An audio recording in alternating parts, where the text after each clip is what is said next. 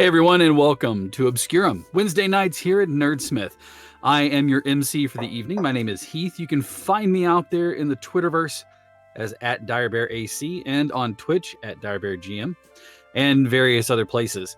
I am joined by the fantastic crew of Obscurum as always. We are going to start with Rev. Tell us about yourself. Hey everybody, I'm Rev. I'm the host and game master of The Crit Show, which is an actual play podcast where we play Monster of the Week and other Powered by the Apocalypse games all in one dimension-hopping story. And you can find me on Twitter at RevDeshane. Excellent. Nyx, tell us about yourself. Hey everyone, I'm Nyx. I am a Chicago-based actor, director, gamer, GM, and you can find me on Twitter at NyxTesseract and on Instagram at Nyx_Tesseract. Fantastic. All right, Carl. Hello, I'm Carl Jordan. I am on Twitter as RPG Carl. Starting in the new year, you'll be able to find me for a couple more episodes on our Aberrant 2.0 live play community service on the Onyx Path channel on Tuesday nights. And I'm also here on Wednesdays. Fantastic. And last but not least, Colton. Hello, I'm Colton. I'm a Montana-based economics major and actor. I am on Twitter at ColtonZ9 and at Instagram at ColtonX9. Excellent. Thank you so much. As you heard, this is actually the last episode of Obscurum this year. We'll be back on Wednesdays in the new year. Refresh. We're going to take a couple of weeks off here to enjoy the holidays and our families and things like that. Starting in the new year, we'll be back on Wednesdays with the same crew, running more of this anthology. At the same time, I'll be back on Mondays in the new year over on twitch.tv/DireBearGM. So, without much further ado, since this is the last episode of the year, and this is actually the last episode for Nerdsmith in the year. So thanks to these guys for giving us a platform with which to tell this fantastic story. I'm having a blast. Let's get into it. Last week on our episode of Obscurum, a hooligan was abound. Threats were made, and eventually a confrontation which left one man dead. We're going to pick up our story this evening, not at the house where the incident took place, but instead, Professor Owens. There's a bright light, not at the end of a tunnel, it's sort of kind of in your eyelids. It's a pervasive thing. As you blink, you can hear the sounds of people talking. Some familiar voices and some unfamiliar. You find yourself lying in a bed. Pretty comfortable. Around you, you see the faces of your allies. I almost said foes. Your allies. You see Dr. White, Yvonne, and Jack. The rest of you see him flutter his eyes slightly. He's been drawing breath, but he's been unconscious since the incident. Dr. White, the spotlight is yours. Professor, are you all right? Yes, I do believe I'm alright, minus the fact that I hurt everywhere. Yes, that was quite a menagerie inside that house. Yes, I caught the first bit of it before I fell. How did it go? You're safe. Everything's been taken care of. About that time, a nurse pushes in. She grabs your shoulder, Dr. White, and whispers in you, "We have a bit of an incident. We need to borrow you for a moment." And she leaves, ushering you along behind her. Yes, of course. Excuse me, just I'll be back. Yvonne, your friend Professor Owens is now awake. The spotlight is yours. Robert, how are you feeling? Fine. Very hungry and thirsty, but fine. Can you tell us anything about what happened? What did they want from you? What was going on in there? Why did you, I mean, we won't even talk about how. Why did you create that army? Well, so it started this morning. At least I'm assuming it's this morning. I haven't been out for more than a day, have I? No, it's only been a little while. Okay, that's good. Started this morning, Bartholomew came over, told me that I was invited to breakfast with the Hogans. I went there, they told me that, my friend declined their offer. Then I called you all, and then I declined their offer. And then I was in danger, and just a burst of energy, it seemed, came from me, and I collapsed. And that's Before all? any of you can get a word off, the door opens up and a nurse bustles in. Seeing that you're awake, she immediately comes over to you and does the thing where she pushes her hand, the back of her hand, to your head, leans away, reaches into one of the pockets. She starts to bustle about and grabs a thermometer. She cleans it thoroughly and then says, "All right," and then forces it into your mouth before you can say anything else. She looks at the rest of you and she takes your vitals, basically looking around to make sure that your heart is going steady and things like that. The thermometer is in your mouth for only a moment before she removes it. And she looks at the other two of you in the room. She looks back at Owens, looks at you two. I feel like I was interrupting something. Do you need anything? You wouldn't, by chance, have any tea, would you? No, but I can get you a glass of water. Would you like a coffee? No, Coffee. I'll get you a glass of water. And she bustles out of the room once more. Did any of you... You weren't in your bagworm. You were just in your clothes, weren't you? Okay. All right. Jack? And I apologize, Yvonne. The spotlight is now yours.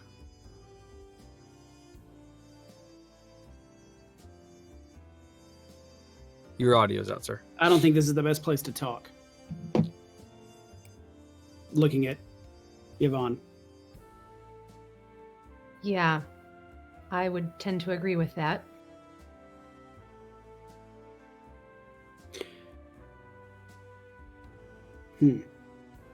How do you feel, Prof? Better. The pain is ebbing away. I'm not sure if that's normal or if I'm just on a lot of, medication, but every minute makes me feel better. Want some advice? I would love some. Here you go.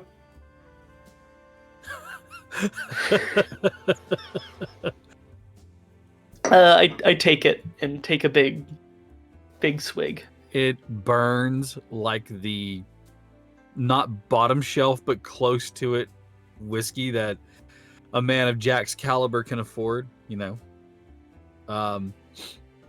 It gives you a little bit of a coughing fit, which may not help your head, but your insides are all nice and warm now.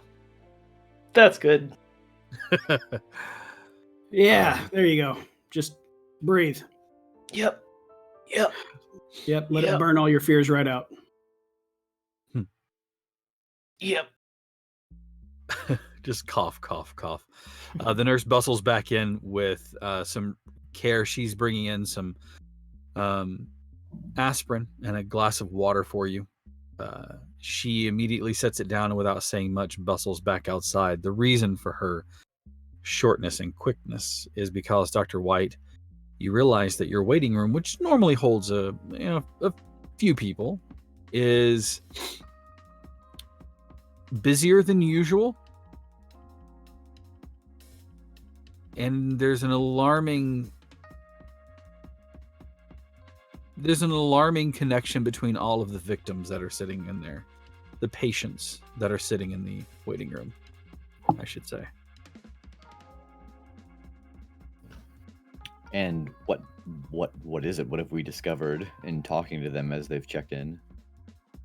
Well, you haven't discovered much from those who are falling ill, as they are mostly catatonic. Pale, their eyes staring forward, not saying much. They seem to be lost in something else. They blink, they breathe. They seem to be at least not completely invalid, but they are not responding to any outward stimuli. Every single one of them has to be at least maybe 12 or under. Right now, there's 8 of them, and they all show the same symptoms. The first 4 you've got squirreled away in the beds, but there are 4 more. I think I want to go back into one of the rooms where one of the 4 are, and see if I can take a look at them with the lenses. That's odd that there's such an influx of children. Give me an investigate, please.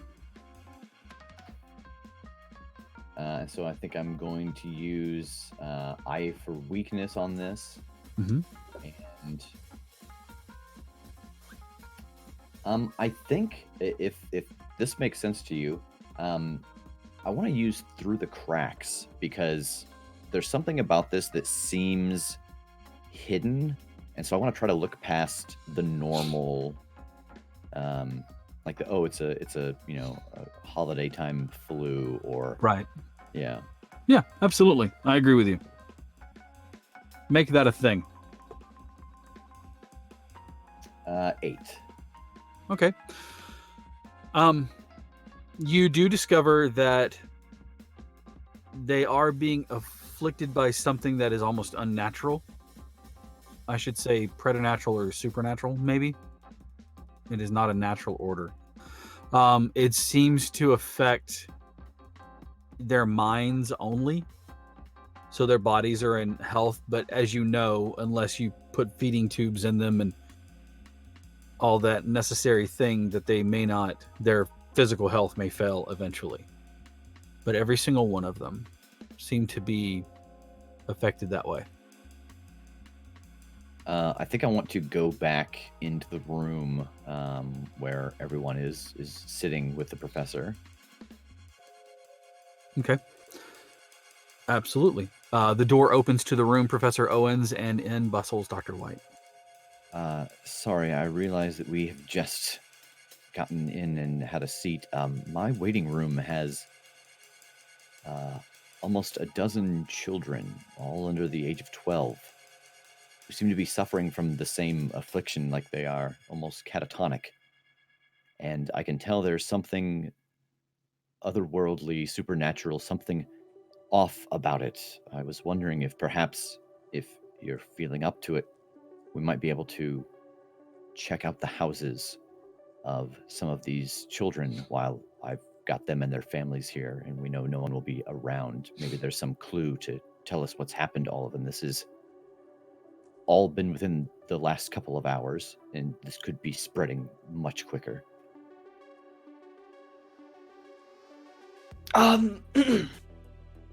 I just took something, so I should be ready to go whenever you all are as well. And I'm gonna make sure to close the door behind me, and I'm gonna tick the lock on it and turn around and put the glasses on, and I'm gonna try to do a wash over the professor to see if I can help him. Okay. Not going to make you roll on this one. This is pretty much a sum zero. You're looking at him. You can see that he's okay. He's a little tired, like he's flagged a little bit.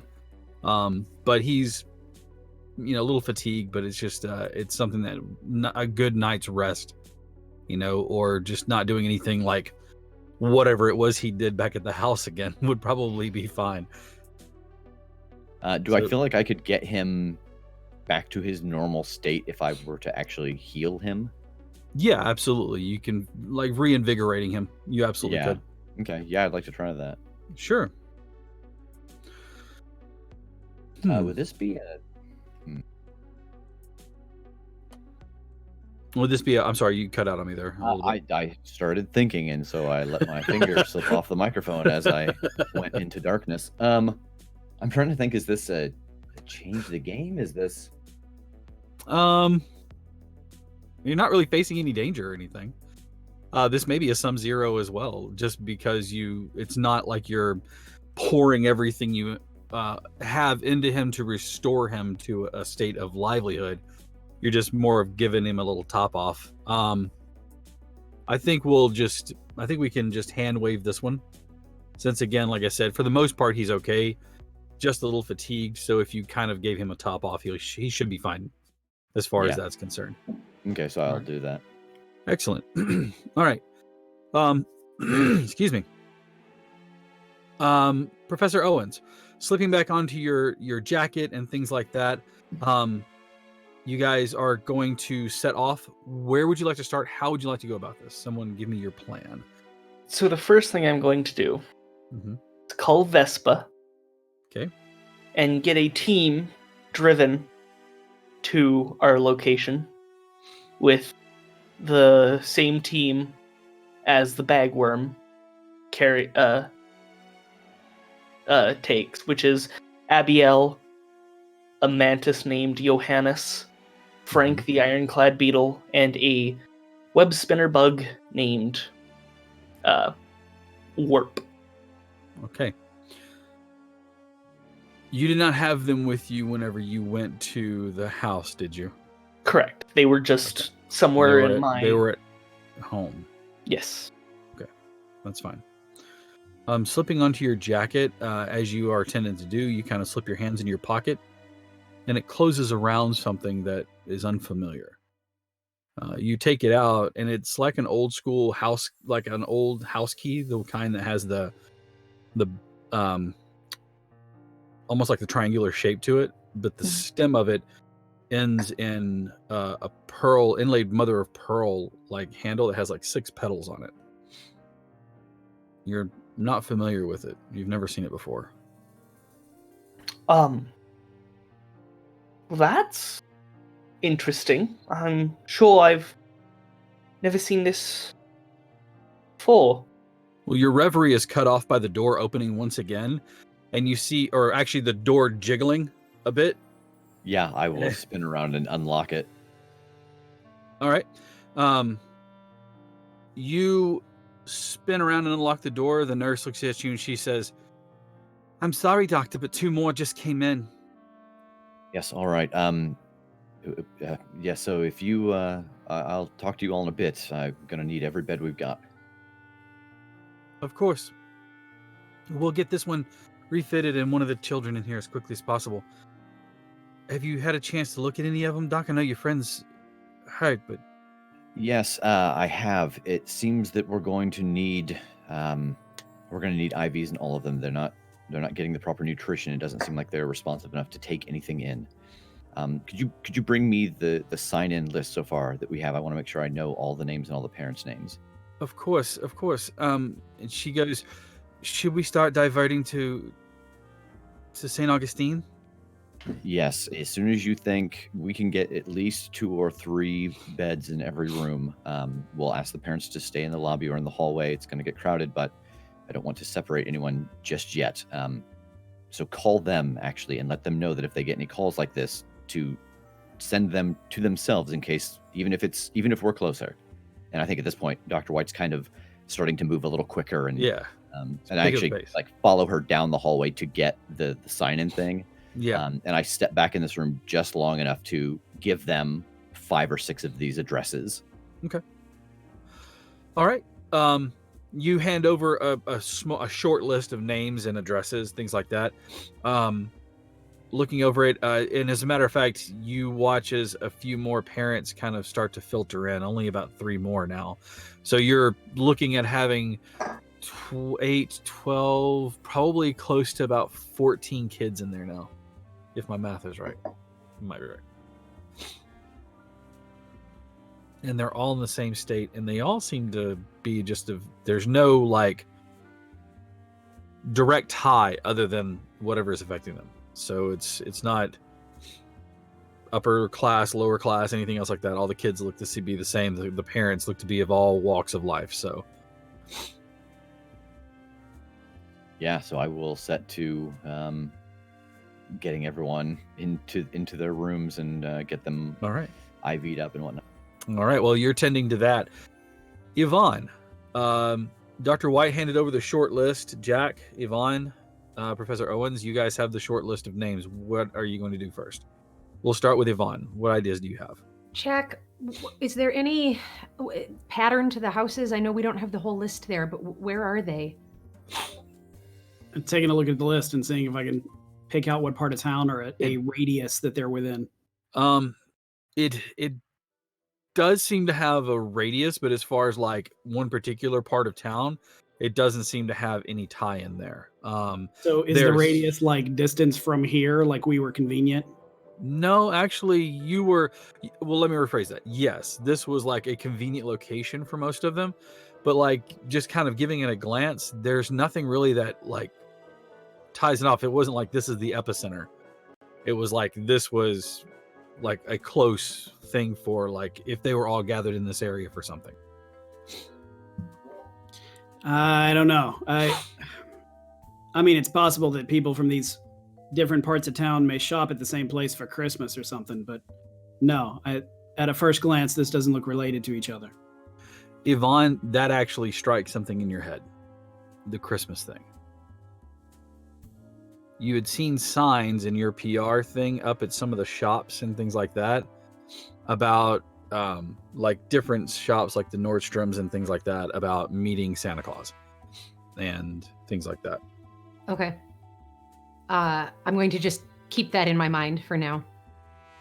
Okay. Jack, do you think I know Dr. White said something about going to investigate the houses while everybody is here, but do you think we should talk to a couple of the parents before we do that to see if we can find out any information? I mean, we don't know anything about how this happened or what the parents saw, or I feel like we are completely blind at this point.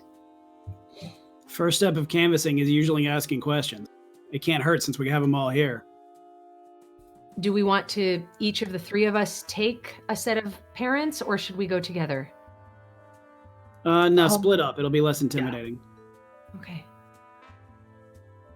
Then I'll take a name off the list. Okay. Sure. You can see that there is a Yolanda and Alejandro, and the last name is Martinez, and you can see that they are one of the names on the list. Jack, there's another name that is John and Bethany, and the last name is Marhart. John and Bethany Marhart.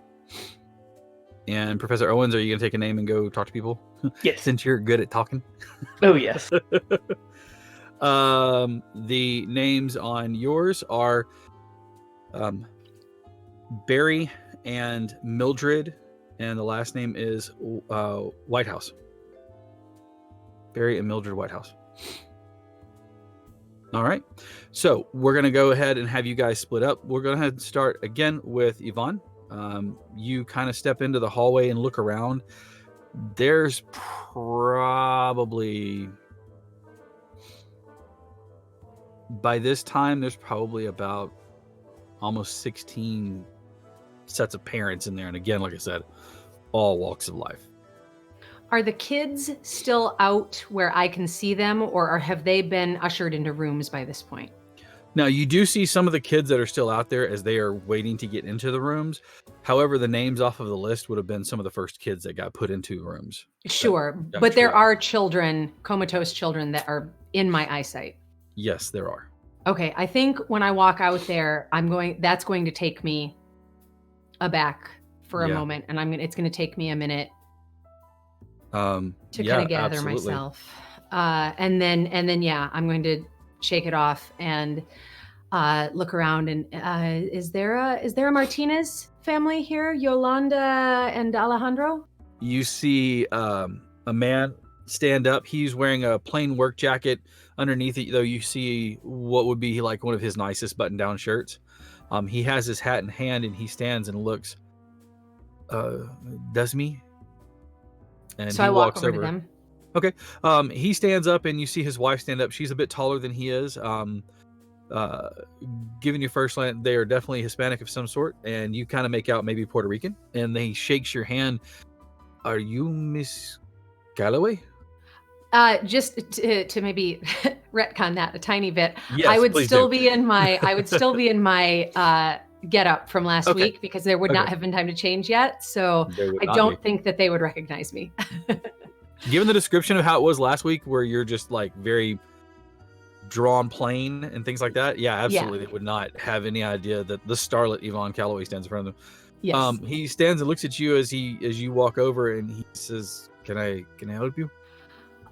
Yes. I look down and realize that I probably look like the cleaning staff with what I'm wearing, and I say, as you can see, we're a little overwhelmed right now, so it's a little bit all hands on deck.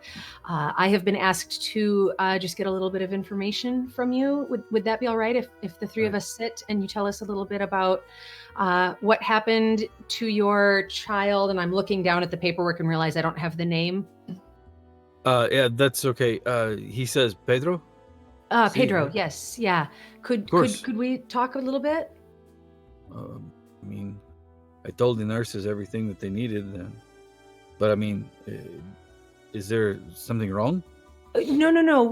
This is, as you can see, there are a lot of children that have come in, and we're just trying to make sure that we get as thorough information as we can to see if there's anything we're missing, to make sure we've got all of our bases covered. So, I'm sorry that this might be a little bit of repeat, but if you could just tell me what happened, tell me how Pedro came to be in this state.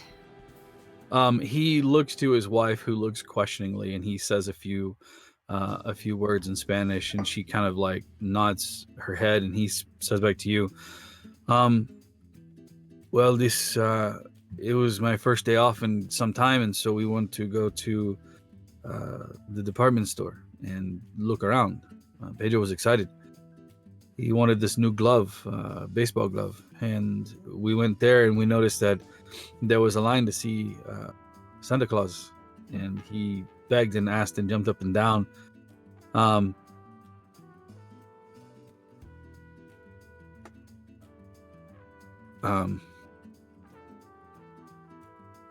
Sorry, guys. Okay. He was jumping up and down and excited. We stood in line, saw Santa, left. We had a photo with him, and then we had lunch, and we noticed that he really didn't eat. He was just kind of sitting there quiet. After lunch, when we left, we were trying to get him out of the booth, and he was just sitting there staring at me. I lifted him up and noticed he wasn't reacting, so I brought him to the nearest place, and that was here. And this is where we are.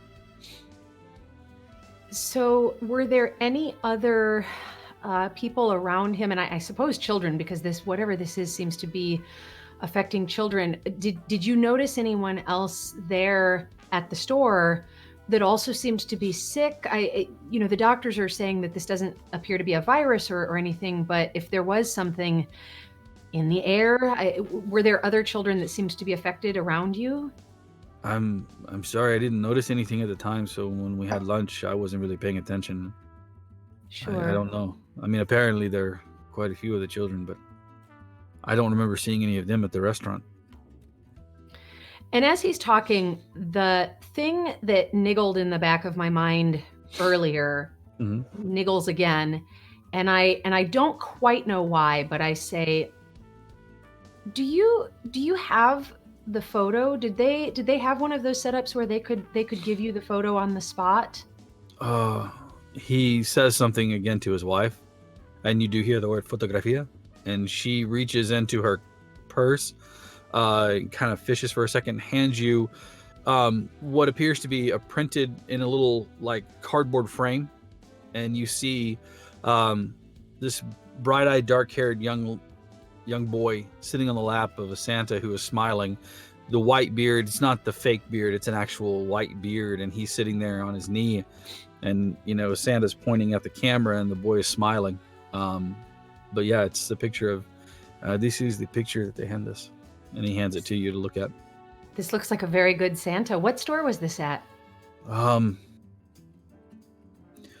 BC Parks over on, and he tells you the department store. BC Parks is a pretty well-known store. It's not Macy's, it's not Nordstrom's, but it's it's a nice place. I would like to examine the photograph really closely and see if there's anything, somebody lurking in the background, any other children in the background that look out of place, just anything. Sure. Okay, give me an investigate. All right. Investigate a picture. And I think maybe the one tag that might come into play here is insatiable need for truth. Okay. Yeah, I believe that would definitely come into play. I don't think anything else does, though. All right. That's still a 12, though. Hey, that's a good roll. Standing out to you is the Santa who is sitting there, looks rosy cheeked, and just like every like Coca-Cola like department store picture that we have of Santa, straight from I had it in my mind and now it's just gone, but straight from the American painting of him. He looks exactly like that, like the embodiment of that. To his right, just out of frame, you can see what appears to be like Santa's helper, the elf with the fake ears on and things like that. But that's the only, like, other than the boy, the Santa, and the elf. But as you're looking at the elf, you can see that the helper is looking at the boy, and you can make out, like I said, you can only see like a part of their face, but they seem to have like a sneer or something going on with their look. Okay. Can I see enough of that person to tell much about what they look like underneath their costume, male or female, height, hair color, any of that? Looks female, from what you can tell. Height, given that the fact that the Santa's sitting down, but like you can see the tree in the background. Anywhere between like 5'2" to about 5'5", maybe, depending on. There's not a whole lot of the face that you can see. I mean, if you had the picture, you could kind of hold it up to somebody and go, "Is that you? Sneer for me?" but I mean, there's not really a whole lot to make up there, other than the fact that like a height and the sex of the person there. Okay. I think I'm going to hand it back to them and say, thank you so much, Mr. and Mrs. Martinez, for your time.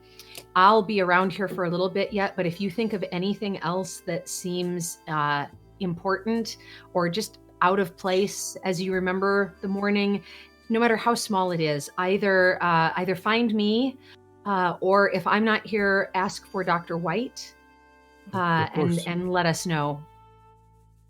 All right, be happy to do so. Thank you. Of course. And I hand the photo back and kind of squeeze both of their hands.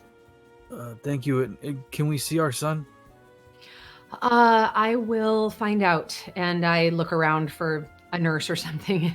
Yeah, I mean, it's pretty much all hands on deck, so you can see the white uniforms with the white folded hats on, moving all about the place. They're talking to people, and you kind of catch the eye of one of them that seems to be moving through the crowd. Okay. I think I turn back to them and say, as we've discussed, we're all hands on deck here this morning. I think if that nurse seems to have gotten our attention. If you go speak with her, I think she can probably get you set up. Okay. Taking an unknown cue from you, she kind of starts moving in your direction. At that point in time, they have a conversation, though, about that. You hear her say, "It's too early to see. I will find out," kind of giving them, not platitudes, but trying to, assuage their fears and give them a moment of respite to say, "Hey, we'll try to get you back there as soon as we can to see him. Understand that he's not alone in his room." All right. Jack. heading to the 2 names that I picked up. Okay. You Looking see around trying to find them by profile. No, there's a lot of people in this in this Asking waiting a room. nurse. She kind of does that thing where she kind of gets up on the balls of her feet and she kind of looks around for a second, and you see her point to a handsome young couple. Her skin is a bit lighter than his, but they both have this beautiful, like, flawless skin. They see they're dressed almost like to the nine, not a night out to the nines, but they're both dressed Sunday go church dress, Sunday go church clothes, and they're both sitting there. You can see she has gloves in her hand and she's kind of wringing them, and he keeps his arm around her and kind of squeezing her shoulder and telling her that's okay. But you can see that her face, even though it's immaculate and beautiful and this wonderful rich caramel, she's got tear stains on her cheeks right here. Walking up with a notebook out. I'm sorry, Heath. What did you say the last name was? If I'm not mistaken, it was Marhart. Maru? Marhart. Marhart. Mr. and Mrs. Marhart. You see him look up at you. Can I help you? Yeah, actually. And hopefully I can help you. I'm trying to look into this sudden rash of illnesses. What can you tell me about what happened? You a doctor? No, I'm looking at it from a different angle. What kind of angle can a... judging by your shoes, what kind of angle can a gumshoe do for me? Can you tell me more about the symptoms? What happened? Why'd you bring him in? I practice law, not medicine. I brought him in because he wasn't speaking anymore. He was excited. I wanted to go uptown to Nordstrom's. The wife wanted to go visit her family, so we went over here to Parks. Waited in line just like everybody else. Met with Santa. Bought a few things, left, went over to her folks, had a bite to eat. That's when Matthew quit moving. Didn't talk, didn't respond. He sat there looking at me. Like I'd asked him a question on the witness stand he didn't know how to answer. Is he responsive otherwise? Or just can't talk? No, he didn't respond to anything. Snapped my fingers, called his name. And this started after you went to see this Santa Claus. It started after lunch.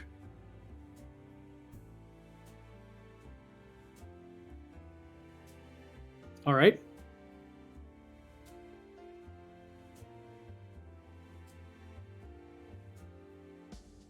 You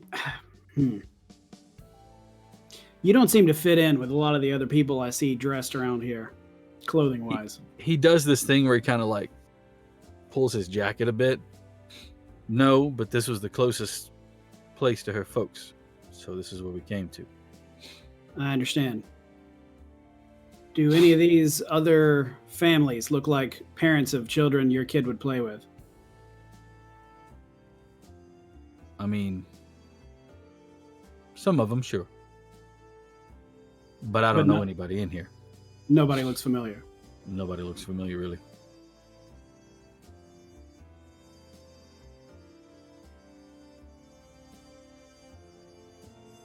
All right. If you think of anything else unusual that happened, please let me know. Sure. How can I get a hold of you? I'll be around here for a little bit. All right. If you find a doctor or a nurse, I'd like to see my boy. The best doctor I know is looking in on him. I don't know that that comforts me, but I'll take your word for it. Thank you. And he sits back down. You can see that she's asking like questions, but she's quiet. And he says, "Don't worry, honey. We'll get in to see him as soon as we can." All right. Yeah, I'm breaking off. Okay, Professor Owens. Oh, excuse me. So I'm going to sort of like head, sort of mingle for a few seconds, and then just sort of loudly, not yelling, but loudly, just Mr. and Mrs. Whitehouse.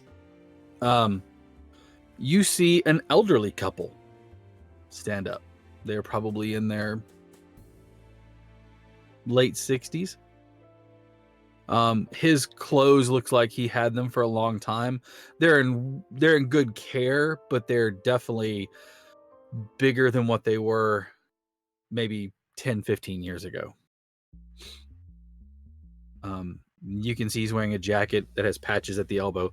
Not patches as in like they're worn, but more like a tweed jacket with patches on the elbow, the way they're designed to be. He stands in a pair of khakis that taper down to the ankle and a pair of well-polished shoes. Whenever you call his name, you notice he stands almost at attention. "I'm Mr. Whitehouse." Why, hello there. My name is Jonathan Sutherland. A pleasure to make your acquaintance. I was just, I'm sort of helping out around here doing paperwork, and they sent me out to find out some more information about this here, well, whatever this here is. So I was just wondering if I could get some information about what happened here before your, Grandson. grandson. Okay, before your grandson was admitted here today. What would you like to know? If there were any places y'all went to, any foods you ate, any well, just anything. Just see if we can't detect a commonality between all these here patients. Well, normally we have breakfast in. The missus makes it.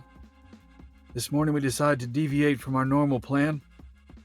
We went down to the park over on Myerson's, had lunch at the diner there. Breakfast at the diner there. After which, grandson said he'd like to go play at the park, so we allowed that.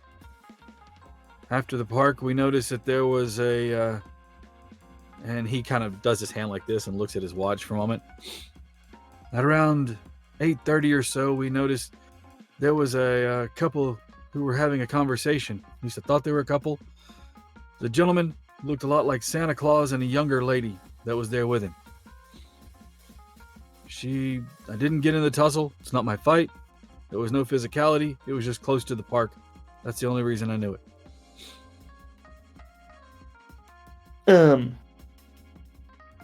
Did you by chance hear anything these two folks said? Wasn't my trouble. I just made sure he didn't get physical with her. That's good move on your part. After the park, and he does and checks his watch one more time, we headed back home. That's whenever my grandson had a bite to eat, and that's whenever he started being withdrawn. I've seen some military action in my time. He looks as though he's shell-shocked. What? Just out of curiosity, what did your grandson eat these 2 times? Breakfast was an oatmeal, an egg, fried. Lunch was a peanut butter and jelly sandwich. All right, perfect. I think we have what we need. The nurses are a bit overbooked at this current moment, but as soon as they get everything settled, you two will be admitted in to see your grandson. Right. It was a pleasure talking with you. And he gives you one of the firmest handshakes you've ever felt in your life. He may be in the upper range of the 60s, but he is strong as an ox. And he sits down again, sits in that chair, and it's almost ramrod straight. And she sits next to him with her purse in her lap, her hands, holding on to it, and her ankles crossed, looking out like, she's just designed to sit there. It's not that they're not crying. You can see that there's some emotion. But they don't seem to be as torn up. You get the idea. All right. I'm going to meet with Yvonne and Jack and tell them what I was told. All right. Sharing the information across the two of you, or the three of you, excuse me. What do you want to do from there collectively as a group? What would you like to be as your next step? I think I would point out to them that what I'd seen in the picture with the elf, and it would when we made the connection that all three of these kids had been to the same Santa. I think my suggestion would be that we start there instead of the Correction. parent houses. Two of them have been to the same Sorry, Santa. two of them. That's okay. And then the other was around, assumingly the same Santa. Yes. Maybe. But knowing for sure that BC Parks has come up twice for sure, I think that combined with what I saw in the picture would make me want to start there. Okay. Sharing the information. Are you going to let Dr. White know? Yeah, I definitely, before we would leave, I would want to check in with him and see if he's able to come with us, or if he has to stay here. Sure. I also want to mention to Dr. White, some of these parents are getting awfully antsy about seeing their kids. Yes, I can't imagine that I can leave at this moment. If you find something, let me know and I'll be there as quick as I can. I'll find an excuse, but I don't think I can leave right now. Okay. All right. Too bad you can't leave one of you here. Oh. Yes, actually, let me know when you need help and I may be able to be there faster than I think. You need to watch where you can just hit it and talk to one another. Like Get Smart. Very like Dick Tracy. Very Dick Tracy. Like it has the camera in it and everything. All right. Then the three of you pile out. Now, as you three are making your way over to BC Parks, the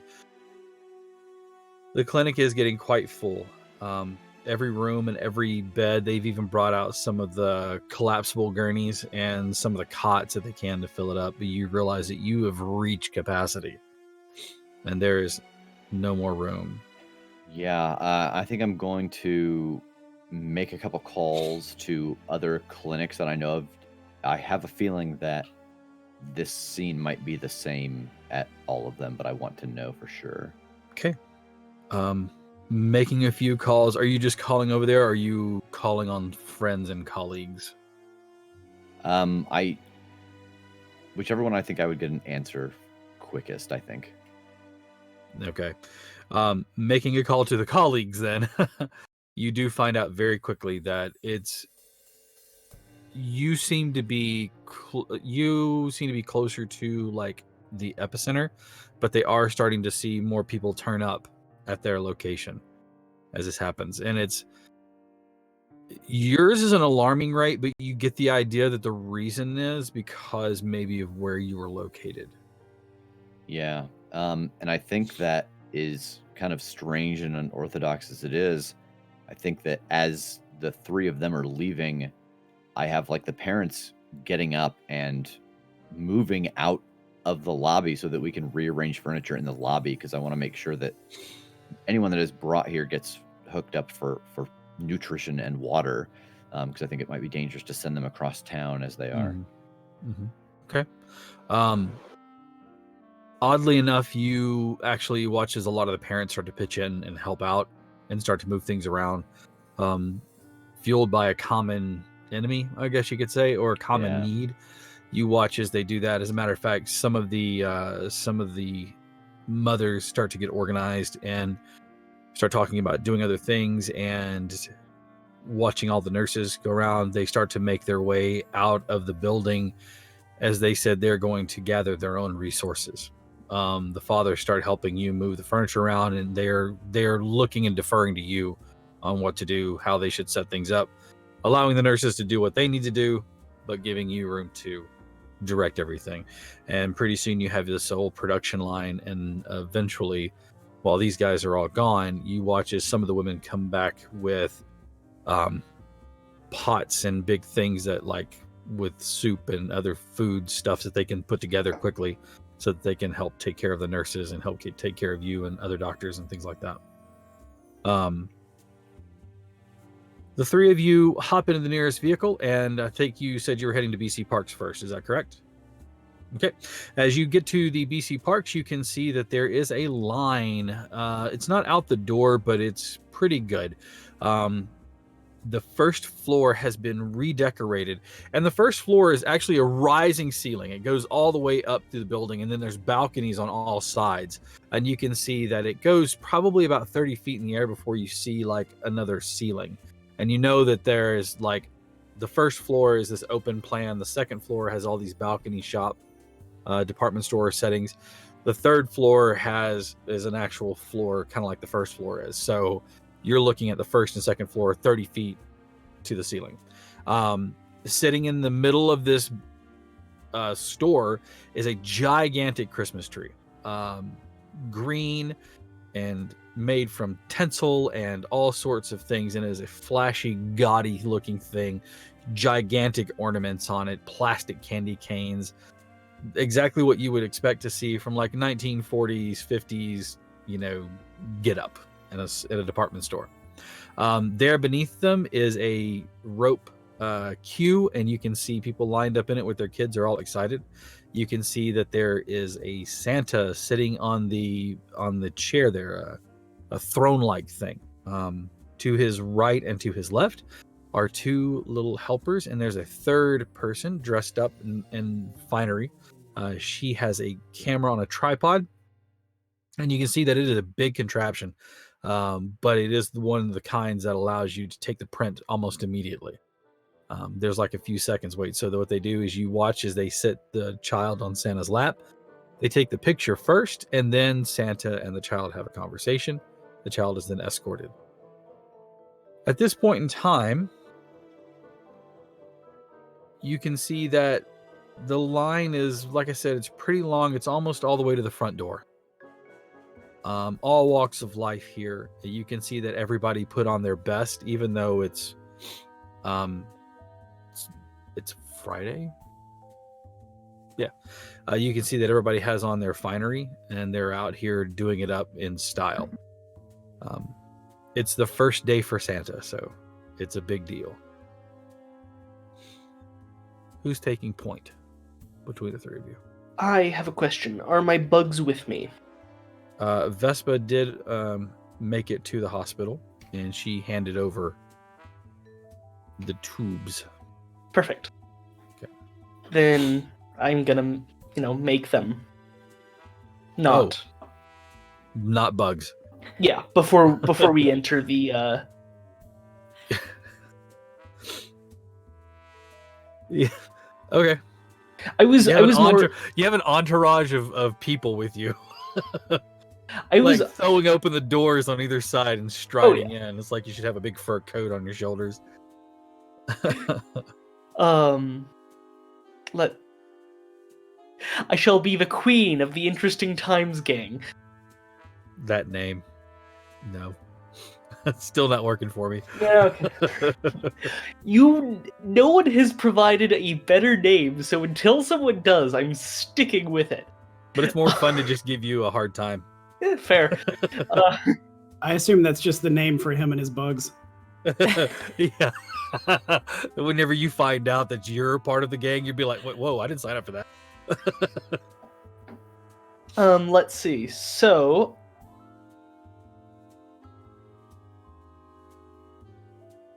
I think we probably should just, with all my bugs, just see if we can't catch the eye of one of the helpers. Because, for giant humanoid insects is for someone who can see them as giant humanoid insects, assuming that this is, a magic-based thing. That might cause some, commotion. At least some reaction, I'd assume, to see if we can't notice if there's something that's happening. That was a sentence. Those were words, all right. So, back to my question: who's taking point? Do you relay any of that plan to us, Robert? Yeah, like that's my plan. Once you What? Change things up now. we watch all the calculations going through his face as we walk by. It's that one. I just imagine you're all Galifianakis. standing there going, and then the two of you are just looking at him like, "Oh, look, he's doing that thing again." Okay, so probably on the drive here, it's just all right. So I'm assuming this might be, whatever we can do, something similar along to those lines. So I suggest we make some sort of commotion with my myrmidons and see who not a commotion, but we make them visible and see who notices them as myrmidons and see who notices them as people. That's not a bad idea. There will probably be crowds there, and so if there is someone there that's acting with, whatever we're calling this, powers or whatever, they probably won't do anything overt. I mean, obviously, whatever they're doing to these children is very, very sneaky, very surreptitious. So, yeah, that might be a good way to see if we get a subtle response from anyone. Okay. What do you think, Jack? I don't know. It's hard to gauge everyone's response at the same time. Well, we know we're looking for the helper, the one that I was telling you about. I'm pretty sure I'd recognize which one it was. I think that's as good a starting point as any. It's worth a try. I don't have a better idea. Other than watch the exits, I guess. Okay. So heading in to see the helper, Santa's little helper. Okay. Yeah, when we get there, can I identify the one that I saw from the picture when I see them in person? Let's see how good your investigate is. I don't get to just ride that 12 from before? Oh. No. All right. Well, All night long. I'm going to go with insatiable need for the truth again. And I think that once again, that's all I got. Have you had another roll for investigate since you did the last one? I Yeah. haven't, so I can't use that again, can I? Right. No, you cannot. Can I make a investigate roll? You didn't see the picture, though, you that I didn't saw. See the person there. No. Are you looking for something else? But I'm looking for a reaction to my giant. Well, I'm doing this Insectoid. before. I'm doing this before we reveal them to see if we know the right one even to look for. Right. Oh, we okay. will. We'll let Yvonne investigate, and then if she notices, we'll see what we can do from there. Okay. Okay. Yeah, and I don't think I have any other tags, so this is just a power of 0. You got this. I believe in you. Let's see here. 9. Hey, look at that. You got it. The one on the right, maybe. The one on the left is not smirking or sneering at the moment. But given the way the hair falls from that side of the face, the turn of that elven ear, of the two of them, it's probably going to be the one on the left. The one on the left? Yeah. Okay. She has. She stands at, like you said, like I said earlier, about 5'4". She has brown hair that comes down and is curled up underneath, so it curls back around underneath. Waifish, but not pretty. Not homely necessarily, but very plain. There you go. But she's just kind of sitting there. She does look, while not put off by having all the children there, she does look very like she would rather be doing anything other than this. Kind of like the Santa's helpers from A Christmas Story, where she's kind of like, ho, ho, ho. That's what I've been picturing as you've described this entire scene. Like the full outfits and everything. Like, welcome to no. Yeah. That's kind of what she gives you. The other one is looks like they're having a good time. You notice that the Santa, and I'll give you this one for the investigate. The Santa himself seems to really be enjoying himself. Like he is getting pure joy out of this. Okay. So. Well, Robert, I think, at least in terms of what I saw in the picture, that helper on the left, I think is the one that I saw that was doing whatever they were doing in the picture. And I mean, look, they don't look happy to be here. So maybe that's all I picked up on. I don't know. That sure is a good Santa, though. I said the same thing to the Martinezes. Like, look at how realistic he looks, and how, I mean, I don't think I've ever used the word jolly to actually describe a person, but look at him. I don't know if that means anything, but given some of the other things we've run into, I feel like maybe we should keep an eye on all three of them, both of the helpers and the Santa. I don't think we're talking about somebody in the crowd here, maybe, but that's a starting point. Jack, you had mentioned maybe keeping an eye on the exits. That might be the best place for you. For me? Oh, I was thinking about the bugs. Well, we need to get them into view of Santa and the helpers. And I'm just going to step a little bit closer to Robert, maybe even like link my hand around his elbow and just say, I think the professor and I have this part of it. I think maybe you need to scope out the perimeter, watch for anybody else.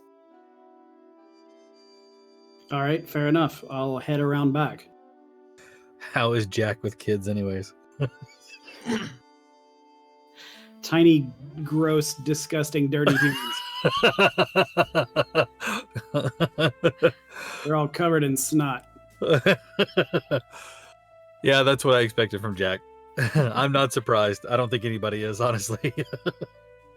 All right. So It Jack, looks hurt. Rub dirt on it. Don't you have a thing you should be doing, kid? Quit staring at me. You're freaking me out. Yeah. All right. Why is he sticky? Did you eat glue? Why are you sticky? So you're gonna make your way to scope. Trying to make my way around this large line and crowd and get a feel for whatever exits there are on the other side. What's Jack's proclivity towards, or your feelings towards this holiday in general? Mostly indifference. There was a time when I had some family memories that made it happy, but that's been a long time ago. All right, that's fair. All right, making your way around the perimeter, you can see people are doing their normal thing, shopping.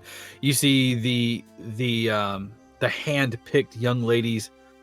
Because you and I have watched the same show, the hand-picked young ladies at all the makeup counters and all the perfume counters, you know what I'm talking about? Marvelous Mrs. Maisel? Yep, yeah. Same thing. They're all like, you can tell that they've had a manual to go over of how to look and how to be. As you walk up, one of them comes up with a perfume bottle with the atomizer. Thank you. That's what I was trying to think of, with the atomizer.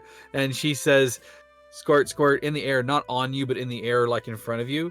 And then she wafts it once your way. Our newest scent. You should buy some from your girl. Yeah, thanks. I'll think about it. We'll be right over at the counter. And she turns and bounces away. She sees somebody else, and you hear the of the atomizer. It's our newest scent. It's a den of like a low din of noise. It's a constant buzz of people talking and negotiating and trading and things like that. And you hear the words gift wrap counter and, try our newest thing and try this. And don't forget to try the cafeteria on the 4th floor. They're having this for the holiday season. So there's, like I said, there's just a constant din of noise, but you see that most everybody is paying you no attention, as opposed to the norm, which you stick out like a sore thumb. All right. And while you're making your way around, Yvonne, Professor Owens, you have the bugs out. What are you doing? So the bugs are out. Mm-hmm. Okay, so we've been sort of quiet. I'm going to find an open space that is like definitely viewable by the 3 people, the 2 Santa's helpers and the Santa. And then with all the bugs and me, and hopefully Yvonne as well, I'm just going to start waving to the sort of just try and draw the attention of I just saw Nix's face. Don't you wish he would just run these by you? Nah, just go for it. So you're waving to the Santa or Santa's helper? Probably the Santa's helper that Nix pointed out, or Yvonne pointed out to me. The one that was in the picture. Okay. And sort of like have one of them like point at her specifically. Which, would probably be terrifying if you just one day was working and then you saw, 4 giant humanoid insect beasts waving and pointing at you. She turns and looks at you all. She seems nonplussed by it. And she just kind of goes like this at you. Okay. Can I make an investigate roll to see if anyone else notices this? Absolutely. Okay. So I'm going to use... So can I use Might of the Masses? Since we have a lot of bugs making a big old commotion.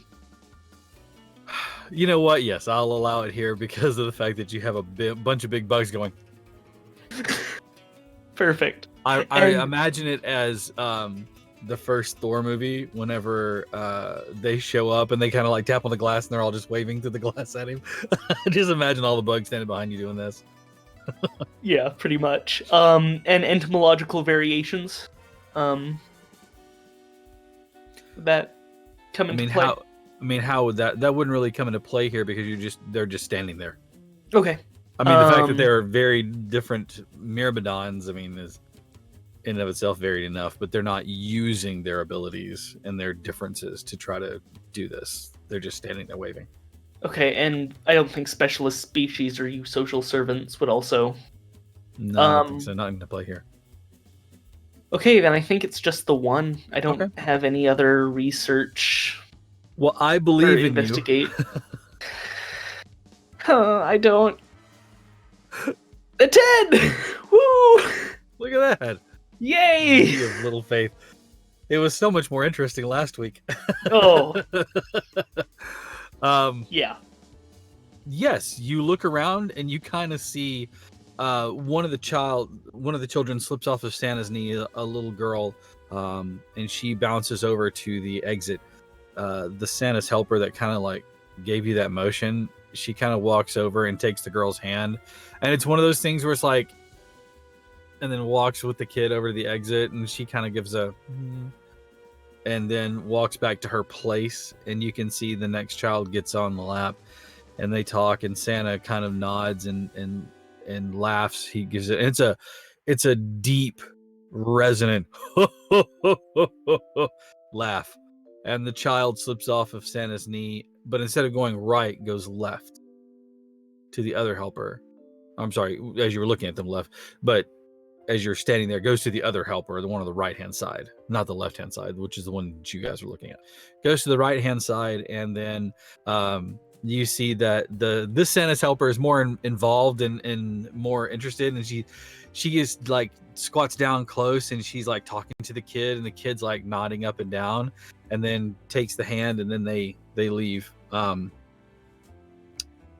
as the next child is being escorted over to Santa, you see Santa kind of stop for a second, and he holds a finger up and he looks over at you and he kind of gives you one of these motions. Okay.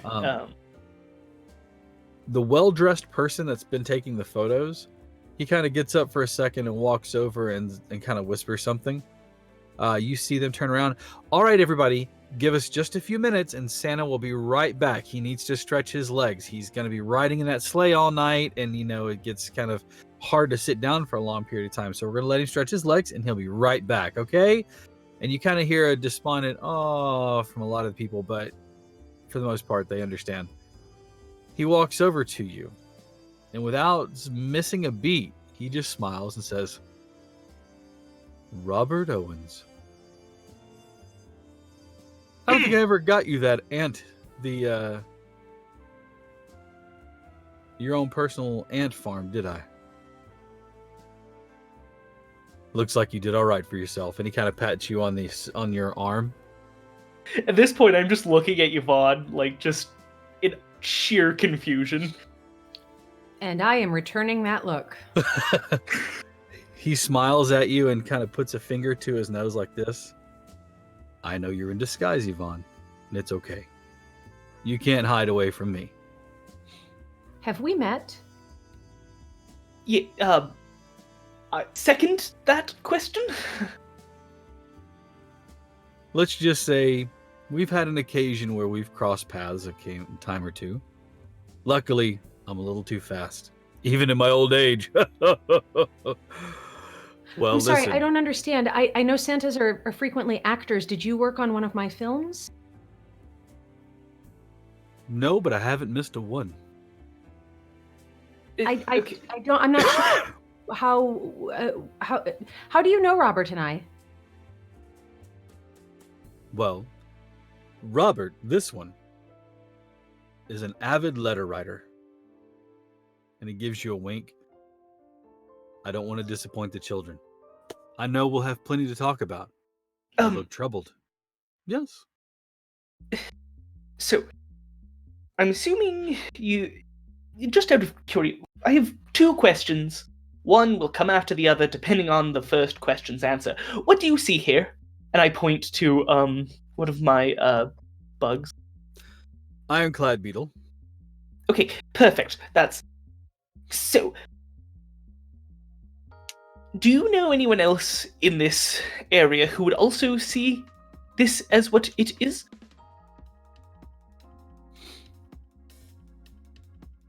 Because That's a troubling question there, Robert. There is a problem that we're having. You see, and I sort of like go to whisper in his ear and I tell him what's happening with all the children that have been coming this store. He nods his head up and down. I see. We're going to finish up with the children here.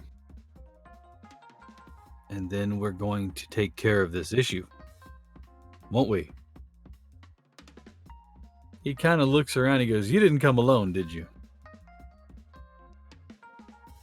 I never come alone. I meant more than the mantis. And Yvonne, of course. What makes you say that? Because I thought I saw you with another. I could be mistaken. There's a lot of children here.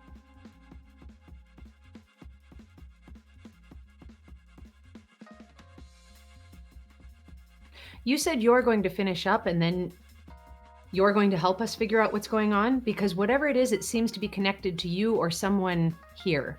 All of the children, well, 2 of the 3 children that we've talked to so far, their parents, saw you almost immediately before they fell ill. Did you have an argument as well early in the day with one of your helpers? I had an argument with, well, it was a discussion, and it was with, and he turns around to point, and in the distraction of his conversation with you two, his little helper has disappeared. Ah, And he takes a deep sigh and he goes, well, this won't be good. and as soon as I notice that, I tell my 4, find her. And he puts a finger up and says, I'll be right back. He leans into he walks over to the finely dressed individual who's taking photos, who snaps open a pocket watch, looks at it, looks at him. There's a brief discussion between the two of them, and you watch as he puts his hands on his side and kind of like stands to his height. And you've never seen someone, he's not overly tall. He's maybe like 5'10", 5'11". But when he does that, it's such a command of authority, his presence can't be denied. And you watch as the finely dressed individual looks at him for a second. You see that whole, that universal sign of, I'm sorry. They hold up a finger and they turn to the crowd. Ladies and gentlemen, I am so sorry. Our Santa has to go tend to one sick reindeer. We're going to go ahead, though, and tell everybody that come back tomorrow, and Santa will be right as rain, and his reindeer should be fixed right up. He's eaten a little too many candy canes, and you know how reindeers get sick on candy canes. There's a ho, ho, ho, ho, ho from behind them as he walks over to you, grabbing the coat off of his throne. As he puts it on, you can see that it's a red colored jacket, but it's definitely like a tweed or something thicker. But you can see that the inner lining to the jacket, whenever it folds out, you can see green with like a little hint of almost like a houndstooth, but you'll realize it's like little Christmas trees in there, like the typical pattern. He immediately motions to you all to follow him back to the back side of the tree where he exits out of his little area. While you are getting acquainted with Santa, Jack, you can see, because you are not affected by the illusion that surrounds the Myrmidon, them bugs are getting busy after somebody. Is it heading this way? They seem to be spreading out a little bit, like they're not necessarily casing the joint, but they're looking for somebody. Looking around for somebody who's obviously running. Give me an investigation, please.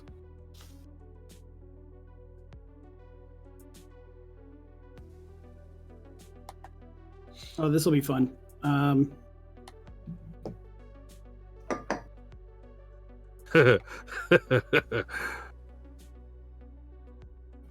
We'll do common sense. When I see it, I'll know. Mm-hmm.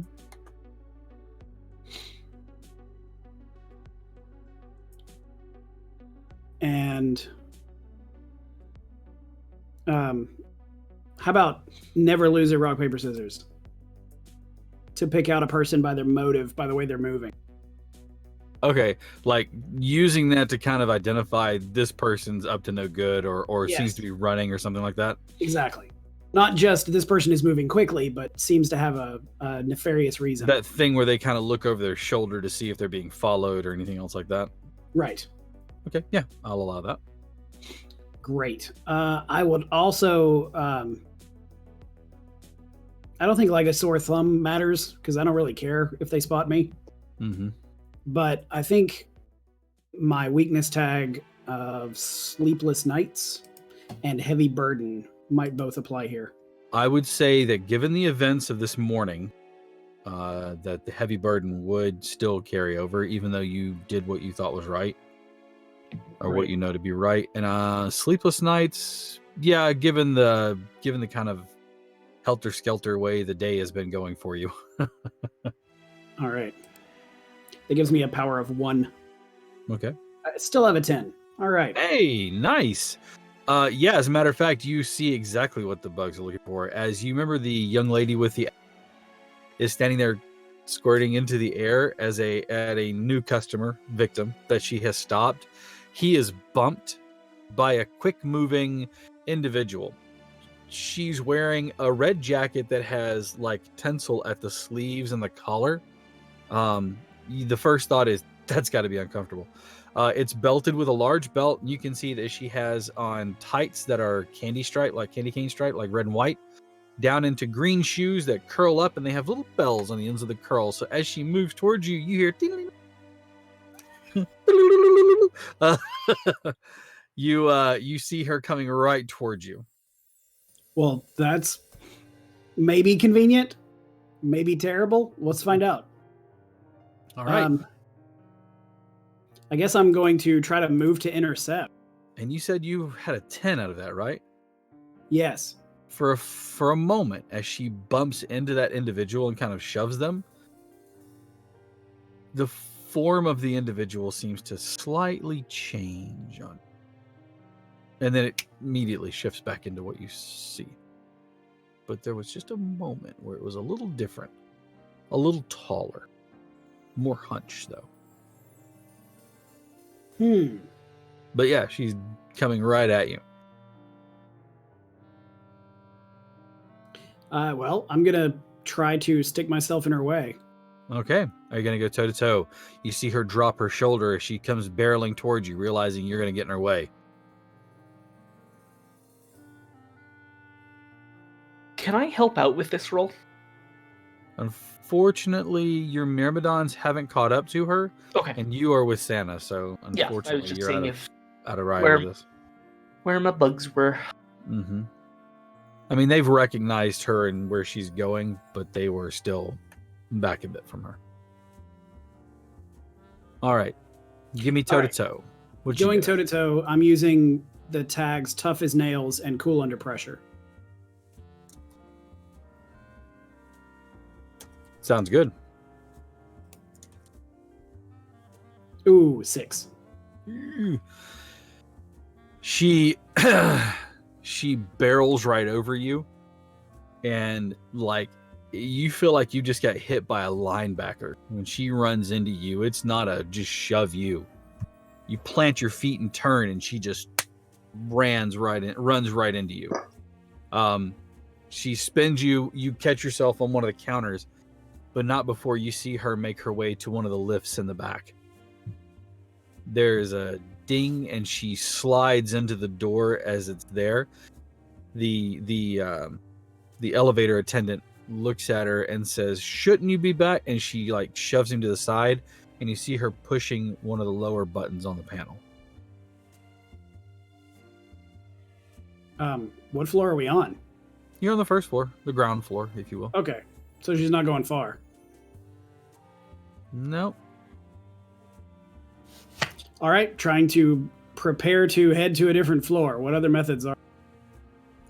There is a good old-fashioned staircase, and there's a lift on the opposite, like on the back, but on the opposite side. Is the staircase nearby?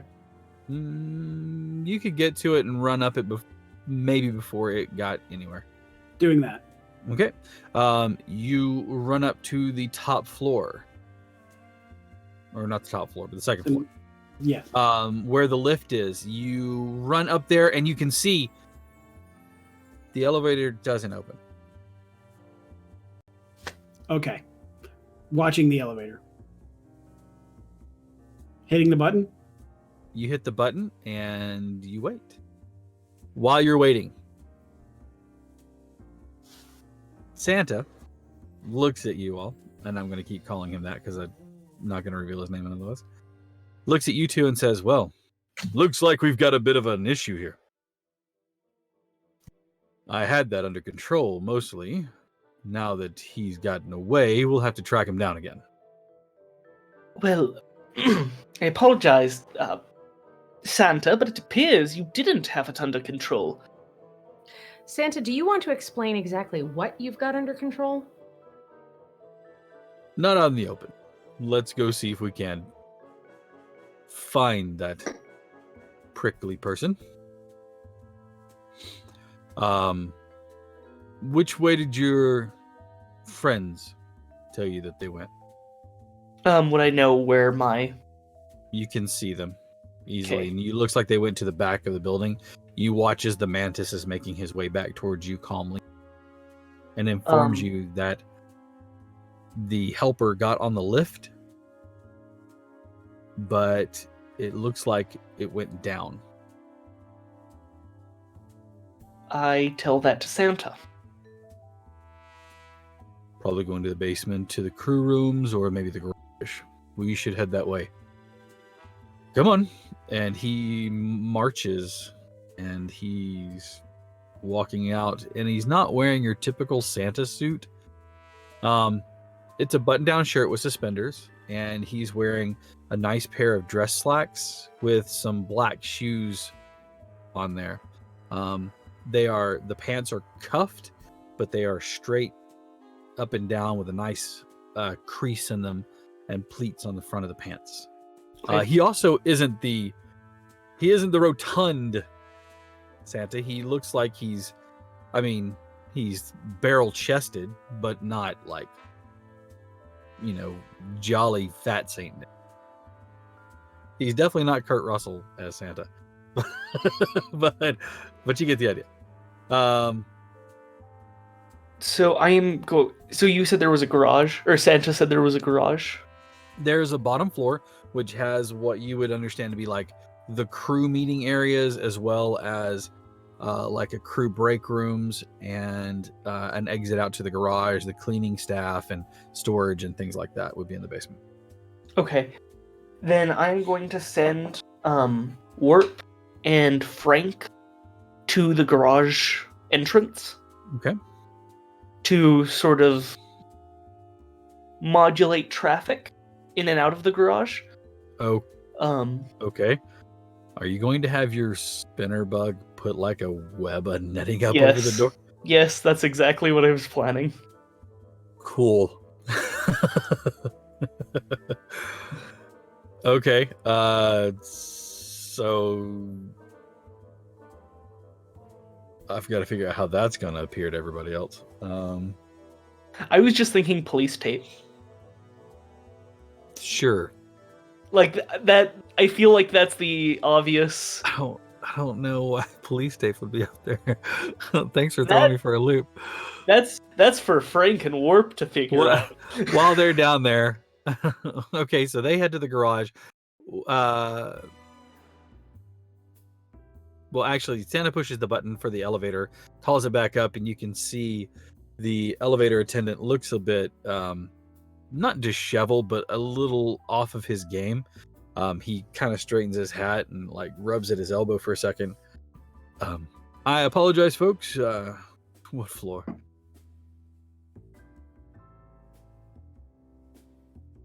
What floor would you like?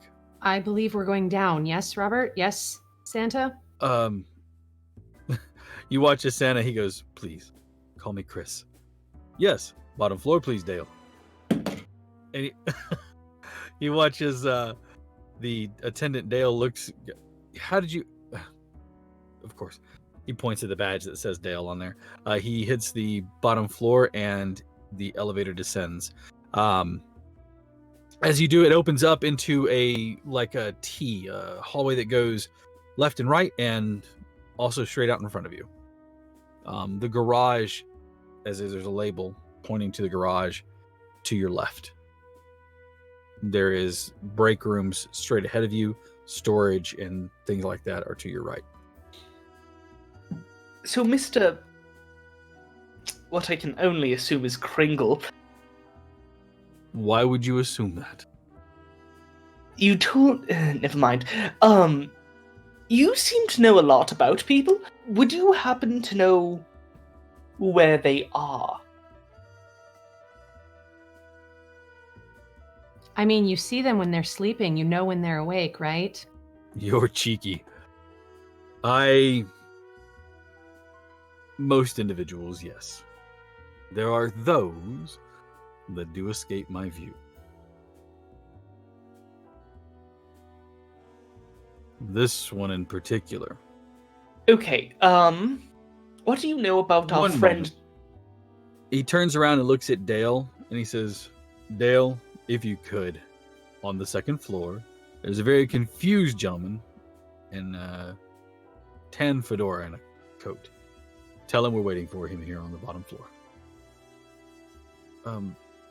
Of course. And he looks confused, and he pushes the button to go up to the second floor. A few moments, Jack, you've been waiting for the elevator to go somewhere, and you see the elevator door opens up as you're standing there, and the elevator attendant looks out and goes, I think you have some folks waiting for you on the bottom floor. Yeah, that makes sense. Okay. Mind if I catch a ride? By all means. He pushes the button for the bottom floor, and again, the elevator descends. It opens up. You see that Chris still has a finger in the air waiting for you, and he goes, ding. I apologize, Robert. I was interrupting you. Please carry on.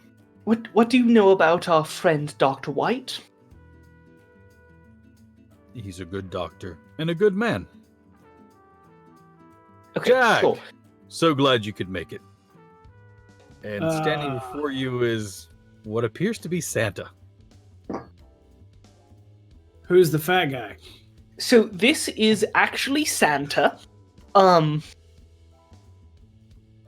He's not wrong.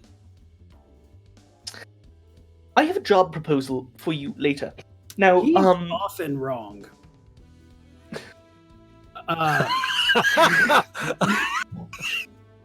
I take offense to that. I'll say both in character and out of character, huh? All right. Okay. So I say we split up. I just See what I mean? I just said in character we should split the part. What is wrong with me? Never split. Well, here we are. So, yes, I believe we might cover more ground if we split up. Wait, can Santa- somebody fill me in? Yes, Santa, can you fill us in? You told me that when there were fewer people around, you were going to tell us what is going on. Well, I balance a bit of good in the world against a bit of not so good. Tell me, how familiar are you with the mythology of Santa and maybe some counterparts of his? I mean, Well, I like the know Easter he Bunny? shows up and puts toys in your stocking. That's about all I know. Well, the story of my naughty and nice list, it's a bit out of proportion. Everybody is fundamentally good unless they aren't. And those of them who are rotten to the core, they don't get lumps of coal from me. Instead, they get a visit from a compatriot of mine, and I use that term loosely. I have nothing to do with him or his antics. But he's a fellow by the name of Krampus. In the old days, he tortured and beat children, and it was a horrible, horrible thing. I, using my own powers, kept him in check. He used the opportunity of my distraction to get away while my back was turned, as it was. Okay. You are telling me that you brought a being that tortures children to a department store full of children. Now, to be fair, whatever is happening to the children, I didn't know about. I Well, then mean, what you good could've- are you? Yes. What better way to keep an eye on him than to have him there at my side the whole time? With victims everywhere. To be fair, You They keep were saying not- that. yes, because I feel like I'm being judged harshly for trying to keep something in check. Okay. This is a fascinating philosophical discussion. We need to find this Krampus before anything happens. So, I agree. Santa, Abiel, you're with me. Yvonne, Jack, and Johannes, you three do another team. Santa, let's head to the break room. Wait, which one of these things is a Johannes? The mantis sort of like waves a scythed hand. Big old claw. Can I be on a different team? Turns its head and looks at you. Yeah, I wouldn't mind being on a different team either. I Can you think just it take would them? be best if we don't split up. Why don't we all go together? Okay, then Santa. Where did they go? Probably trying to flee the scene without my keeping them under control. They're probably going to try to go somewhere where they can do the most damage. So, Which is? probably a park. So, let's go quickly. And he starts turning towards the garage to leave. I stick with him. Same. Excellent. All right. He moves quickly for an older gentleman. And you see as he hits the street, he whistles loudly, and a cab, without even question, you know how hard it is to hail a cab sometimes? Without even question, a cab pulls up beside. Oh, you see the guy lean out as he opens the door and kind of looks at it and goes, "You want to make them smaller again so we can all go together?"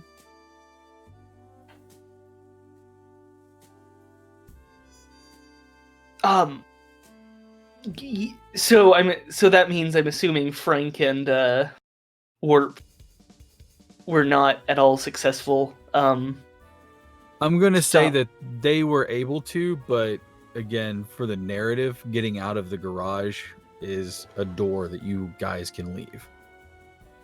Oh, okay. So they're on foot. Right. Okay. Yes.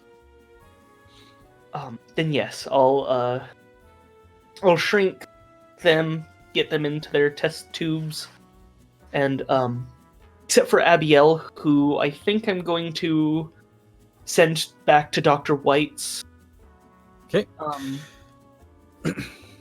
clinic She to takes. see if... All right.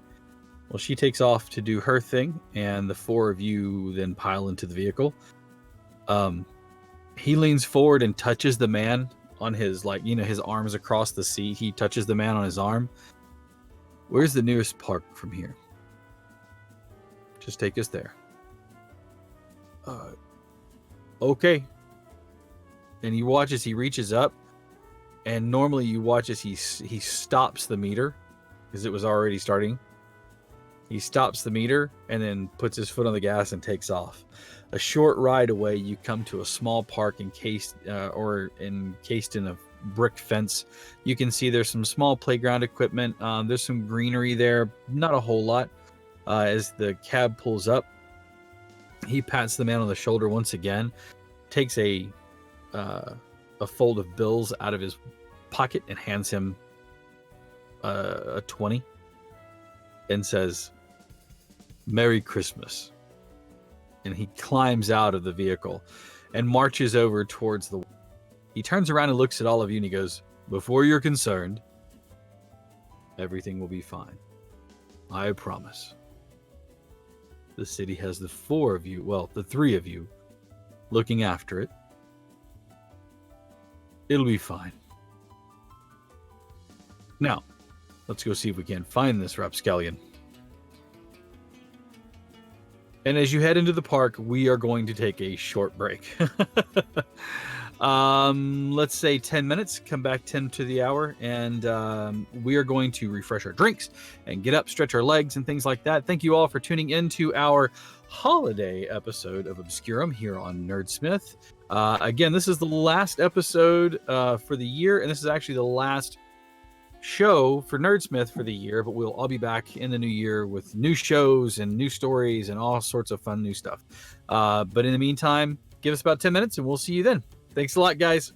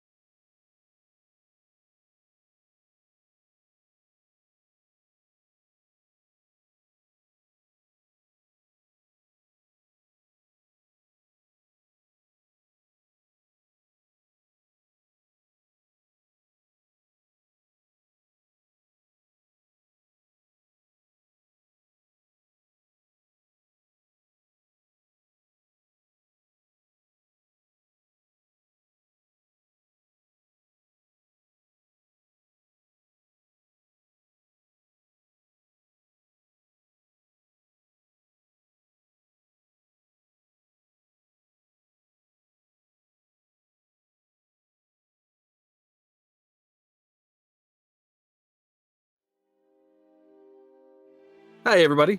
Welcome back to the show. When last we left off, Krampus chasing. All right. The park is mostly scarce. There's playground equipment in there, and you can see benches for watching the children. There's a walking path. It's not a huge place, but it's big enough that you're not just going to go, there they are. So you would have to do some looking around. You see him kind of looking around the place, and he's scoping it out. And he looks back at you all. As though you may not believe this, I am not the be-all, end-all. I am not the omniscient or the omnipotent. I am merely gifted with certain abilities. One of them being an overabundance of kindness, which might have been my problem here. I think that there is a yin and a yang to Krampus and myself. I keep his abilities in check, and he does mine. But it is quite taxing. While he was under my eye, I thought that I had him under control. Apparently, something was going on there. The city is different. The people in it and some of the individuals, and he kind of gives you all three of you like a knowing glance,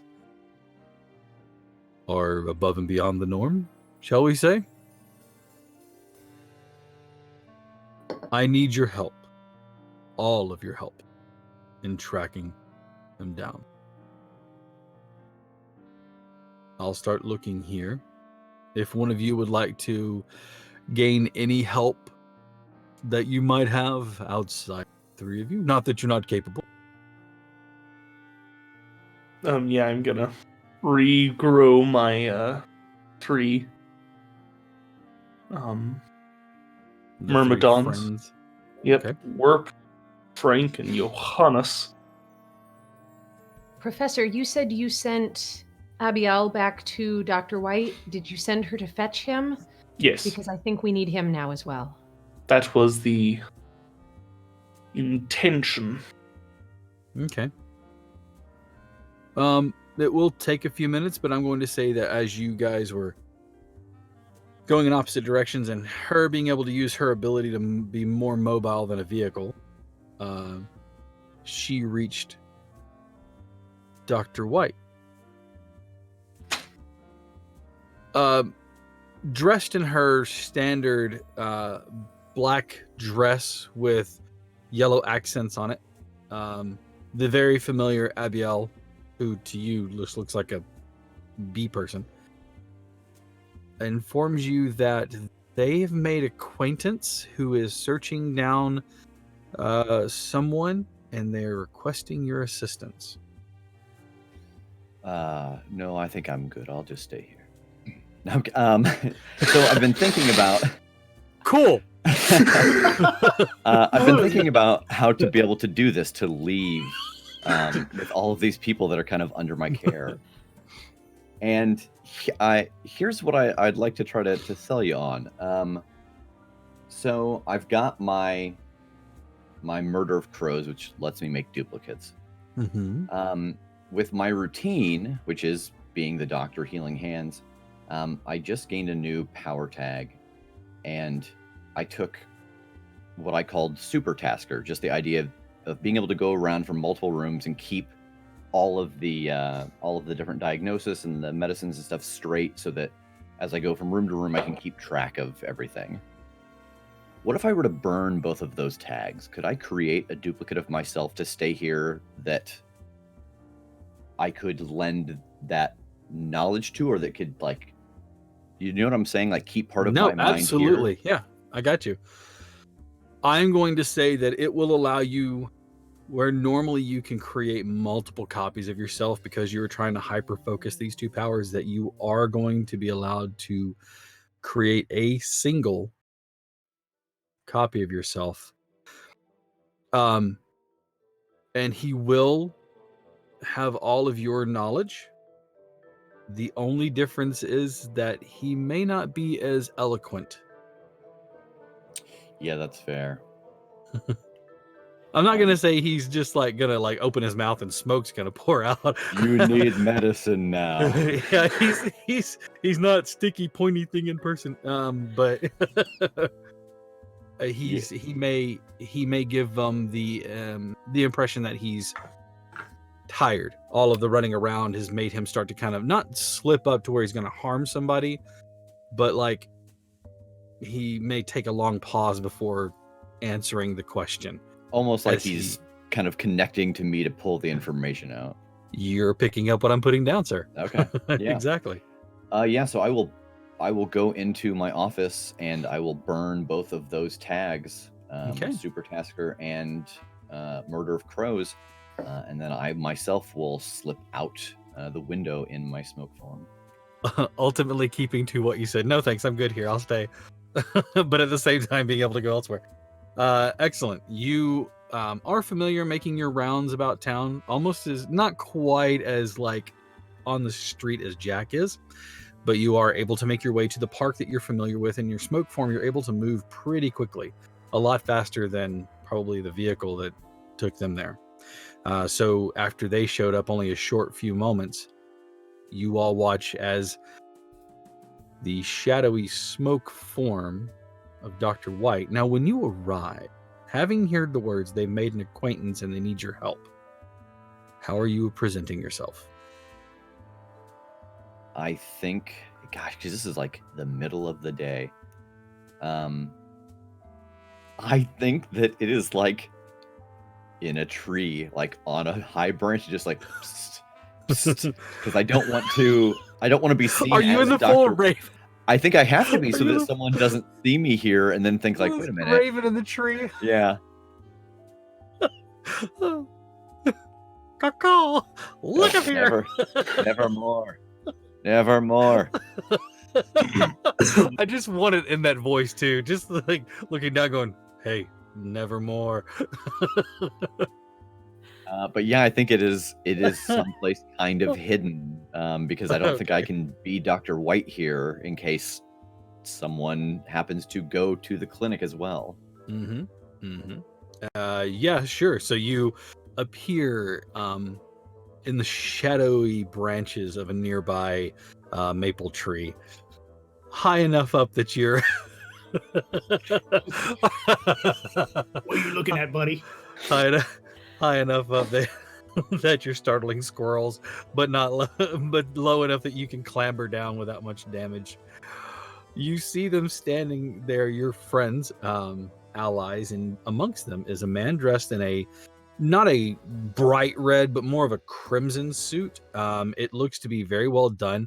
You can see that the lapels of the suit show that underneath there, in almost a houndstooth pattern of green and white, the outfit, the uniform, the suit itself is made out of some heavy, probably either tweed or broadcloth, more likely tweed. And he is immaculate, and his pants are cuffed, and he's wearing some highly polished black shoes at the bottom of this. Have you been able to figure out what's been going on? Oh. Dr. Alexander White, I presume? Yes, not so loud. How in the world did you know that? Don't ask. He's Santa. He's Santa. I told you. Call me Chris. No.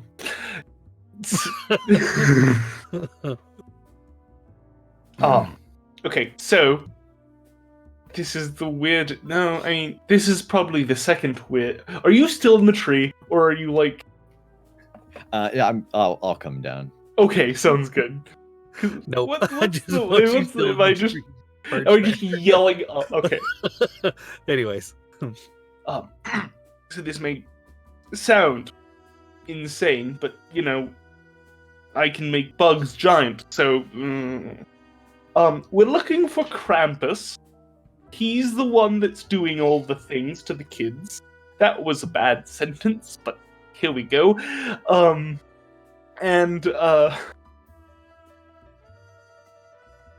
So, if you can sort of look around here, that would be fantastic.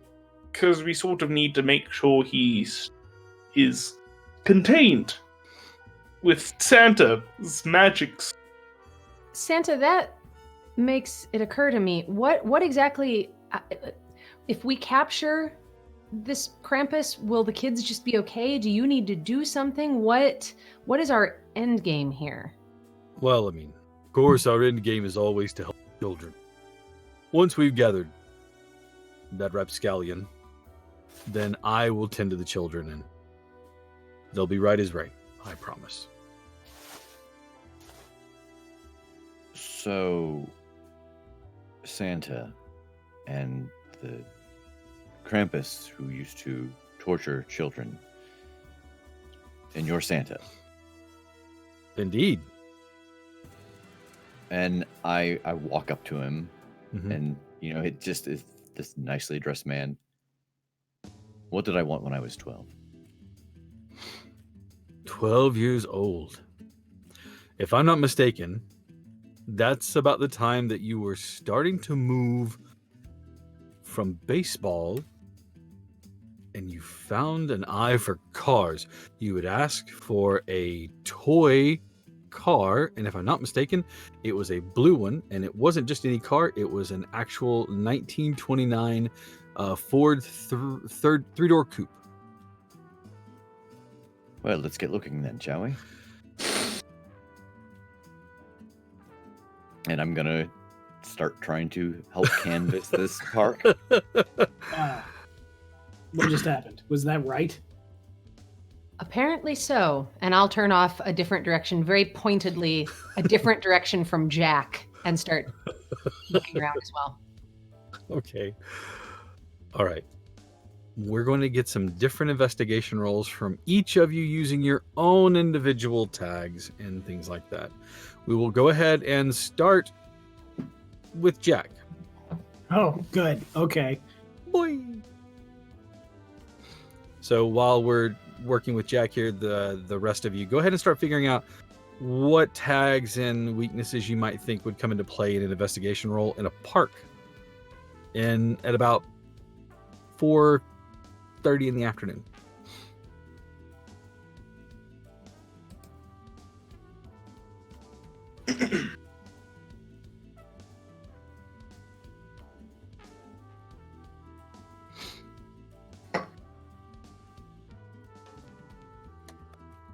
All right. Ready for mine? I am ready, sir. So I'm going to go with Private Dick. Do you know if knows every street is applicable to this park?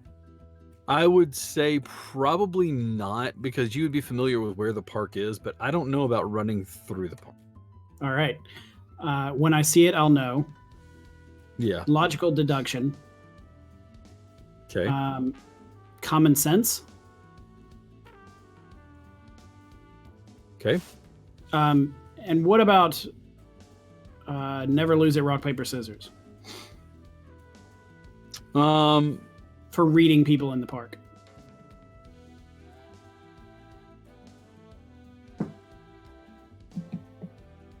I would think if they were trying to obfuscate from you, maybe that would be the case, but I don't know that it would come into play necessarily. Does that make All sense? Right. Sure. Turning it off. All right. Weakness tags. Okay. I want to keep sleepless nights. I agree with that one. All right. That gives me a total power of 3, but I am rolling with dynamite. Would you also say that maybe possibly, before you rolled that, would you think that maybe possibly sticks out like a sore thumb since you were seen by them earlier would come into play here? If I'm trying to hide. That's fair. All right. I don't really care if they see me. That's fair. All right. Result 7. Power 3. Okay. And you said you were rolling with dynamite. Yeah, but it did not activate dynamite. Okay. That's right, because you have to roll a certain level. All right. Great. We're going to come right back to that. Let's go ahead and get the rest of these rolls out of the way. So we're going to go ahead and go to Robert Owens. So If you'll allow me, MC, I am going to burn entomological variations to use Abiel's magic seeing powers to sort Okay. of scope out the park. I will ask this question. Mhm. Abiel was sent to fetch Dr. White. Dr. White disappeared into his office and left before saying anything else. Dr. White is still at the hospital or still at the clinic, but Dr. White is also here. Where would Abiel be? Realistically. Okay, Dr. White, Is what still at did the you clinic. tell Abiel? Like, I need to know what this conversation was.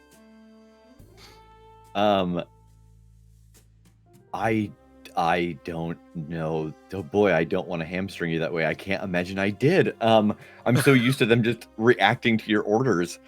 I am too, so that's why I need to know how they're Yeah, I reacting. think it probably would have been just as simple as I'll be there in a little bit. Okay. All right. Then Abiel probably would, Return. after relaying the message, come back. Okay. I want to make sure that was clear. So, all right. Yes, I'll allow you to use Abiel's ability to kind of notice the differences with people. Perfect. And since I'm burning a tag, that's just an automatic Mhm. success, yeah? That is correct. All right, perfect. All right. Yvonne. Okay, so this is a different enough investigation that I can go back to Insatiable Need for Truth again. I'll let you do that, yeah. Okay. And you may have already answered this with I think it was Jax. I was also leaning toward maybe read people, thinking that if if this Krampus tried to do anything to disguise themselves, took off any of the elf stuff or anything like that. So is it worth turning that on, or is that not probably applicable here? Well, the thing about Jax was, well, knowing that you're probably hot on the case, even if they were changing something, I'm going to say it's probably not applicable. Okay. Yeah. All right. Now, I do also think, there's been this tension with Jack and I all day. And I think my weakness tag, need to prove myself, is going to come into play here, because I think I very much want to, given the circumstances before from last week, I think I'm feeling like I have not done much. I haven't contributed much to the team. And so I'm feeling very much like I need to be the one to find them. And yeah, I think this need to prove myself is going to come into effect here. Okay. So that zeroes me back out. All right. Oh, and that's a 4. All right. We're going to come back to you in a moment. That leaves us with our esteemed Dr. White. So I think I want to try to use smoke form and through the cracks so that I can move quickly. And I was thinking of trying to use Eye for Weakness in the sense that I can't yet constantly see the energy of people like us, but I've seen it now. And so I thought about invoking that tag to, like, the weaknesses that they give off this energy to the goggles. Okay. But then I have two. I think I've got two weaknesses. Unmistakable scent for the smoke form that it smells like fire. In the park, which is probably not great. So yeah. Oh God, I just thought about that because it smells like burning wood in the middle of a park. Ooh, okay, so that's a 7. Okay. So we'll take it. Yeah, we'll take it. It's a success. So we have a 7 of 4 because you burned your tag. That gives you a success. And then Jack, what did you have again? 7. Also a 7. Okay, so 7's a 7. All right. We'll resolve 7 this. 7 and 7. All right. So, sorry. Now I want to go get a drink. So we'll start with Yvonne. As you are moving about the park, trying to find a way, determined and headstrong to find what you were looking for, to prove to the others that you are effective and that you can do this. Walking along, you kind of stumble into an elderly woman. She's carrying a small paper sack that is open and like the edges of it have been rolled down. Am I going to spill a drink on another person? No drinks. No, it's not that kind of brown paper bag. You can see that it had like seed in it. It's a 2-drink minimum. It's the now I just imagine like some sort of improbability machine. Like anytime you bump into somebody, a drink appears in your hand, automatically spill on them. It's just And that's your 7 and weakness 7. tag. Yes, your weakness tag is spills a drink. Anyways, you bump into her and a bit of seed spills out of the bag. There is a flapping and a cooing sound as you watch the edges of it. Some pigeons start to pick up the feed. She looks up at you with eyes that are a bit roomy and she says, "Sorry about that. And watch where I'm going these days. You look tired, child. Are you okay?" Oh, no, I'm fine. I'm so sorry for running into you, ma'am. No, it's fine. Will you help me sit? And you can see there's a bench not very far away from where she's at. And I'm looking around, but also feel horribly guilty for running into her. And so I'm just like, of course. And I take her elbow and kind of help her over to the bench. Okay. We're going to come right back to that. Jack, you search high and low. You see a young lady that seems to be moving in and of her own accord. You see that she's wearing like a heavy cloth jacket and there's like a liner on it. She's not dressed the way, but she seems to have the same structure and features from behind that you saw from earlier. As you walk up and turn her around, it's not the same woman. She's like, "Hey, mister, what are you doing?" You see somebody look like an elf, got little bells on the shoes? It's a little early to be drinking, isn't it? No, I ain't seen nobody like that.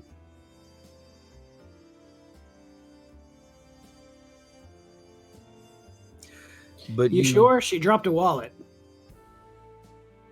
No. But if I see somebody like that, should I keep an eye out for them? Or tell them to send them your way?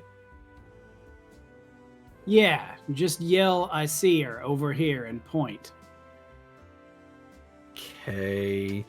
And she like pulls her jacket around herself and kind of like makes a beeline in the direction. Off to your left, a little distance away, you can make out the form of Yvonne. She seems to be helping an older lady kind of sit down on a bench.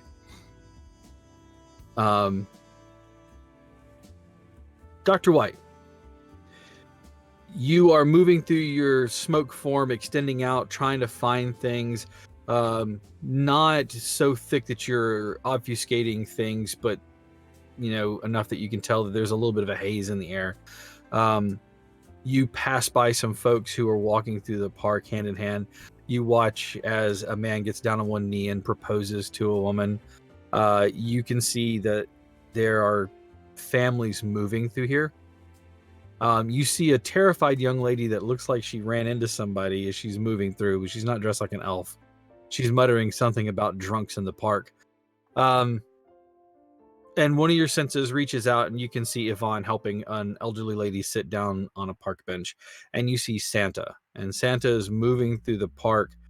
And he's kind of like moving towards the center and he's looking around carefully. But he doesn't seem to move. He seems to be like reaching out, but just kind of studying everything around. And the last person we're going to come to is Professor Owens. You and Abiel, making a team, are moving through the park. You see the young lady disturbed by Jack's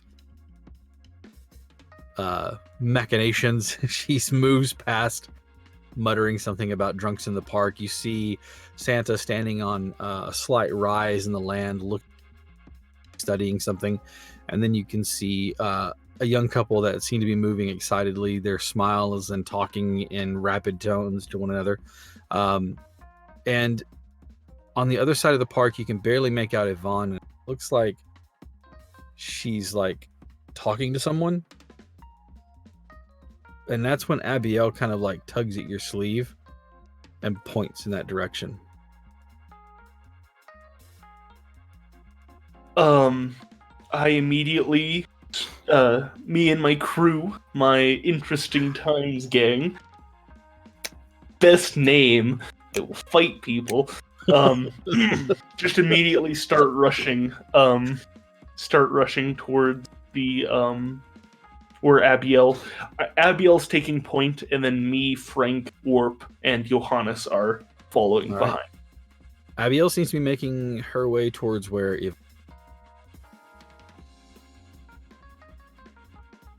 Jack, you look up to see Professor Owens moving at a pretty good clip. He and his bug folk moving towards the direction that you saw Yvonne sitting. And Dr. White, same. Your senses reaching out, you coalesce back into a form as you can see Yvonne sitting talking to an elderly lady. Santa picks up what you all are moving towards and amazingly quick for a man of his age starts to run in that direction as well. And still the suit is immaculate. Yvonne, as you sit down and she pats you on the leg affectionately, and she says, "Thank you, dear. These old bones, this cold weather is really affecting me this time of year." Yes, of course. And I think I'm kind of distractedly looking around, trying to resume my search, but not wanting to just like abandon this woman immediately. Mm-hmm. Are you lost, dear? You look as though you're looking for someone or something. Oh, yes. I'm looking for a friend of mine. We got separated and I don't know which way she went. You feel the pat once more on your on your leg, and this time when it does, the hand hits heavy and you feel like fingers dig into about where your knees are, and sitting next to you is this goatish looking demon with spiraling horns. On their back is a wicker basket that appears to be big enough to hold, like, say, a child. In their other hand, you can see this wicked looking fork with twisted tines. The face looks at you and goes, Perhaps you're looking for me. Yeah, I'd say I am, Krampus. I'll not let him take away from me again. I have a right to be here and to do the things that I want to do. While he's saying that, I'm just trying to kind of surreptitiously look around and see if I can see where the others are. they are making their way towards you as fast as they can. Great. So I just keep this thing's eye contact as best as I can and say, "Why are you hurting children?" They're only the bad ones. They've deserved it. Worse, if you ask me. What's going to happen to them? Will they ever wake up? That depends on what happens next. And what does that mean? Well, I'll give you a choice. I'll free every child in this place. For a cost. I'm listening. You. And they let me go. I'm hardly a child. I thought you only were interested in children. Yes, but I feel there might be something bigger at play here.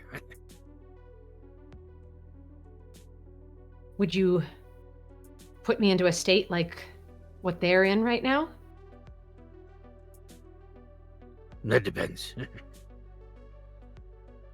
And I look around again to see how close everyone else is. You guys are within, like, they're moving in within feet of you now. You can see them at about 10 feet away from you. You see Chris standing there with his hands up. Now, Krampus, we can talk about this.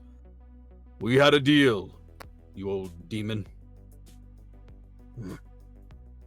I grew bored of your deal. Krampus, you said it depends. Depends on what? Depends on whether you capitulate or not. He didn't tell you all the details, did he? He's not the first, he's not the last. Nor am I.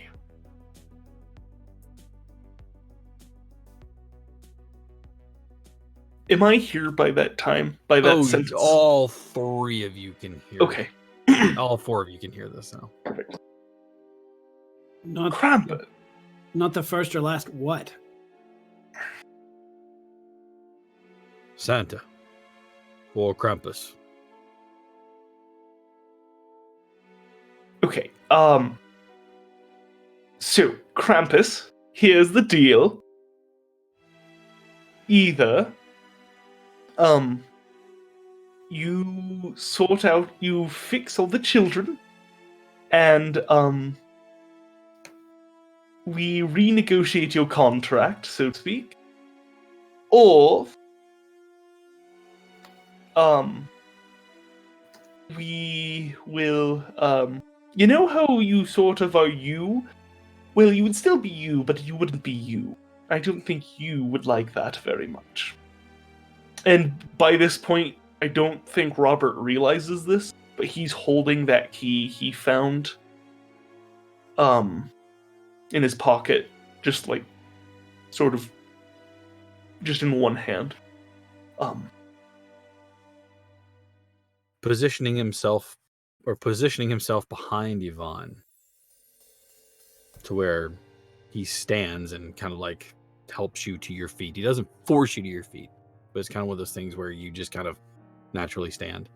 And he's kind of putting himself between you and your allies, or putting you between himself and your allies, like using you as a shield. I don't want to negotiate with you.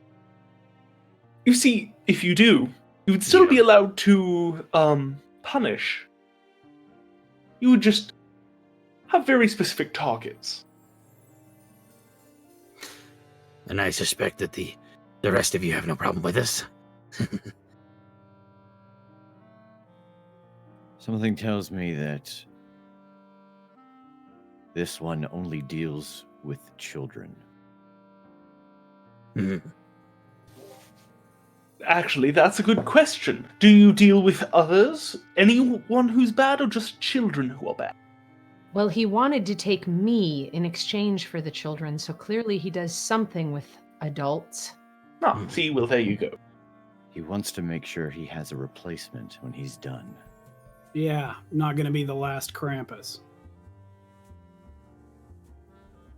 I'm tired. The old one. He keeps me starved. Fettered. I don't like it.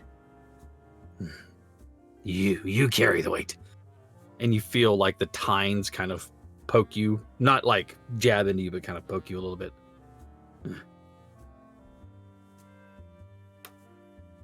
Well, I'm sorry. I already have a job that I like quite well. Yes. The children, they would love you. To death. Maybe. What say you, Chris? As in this cat and mouse, the game we play all these years.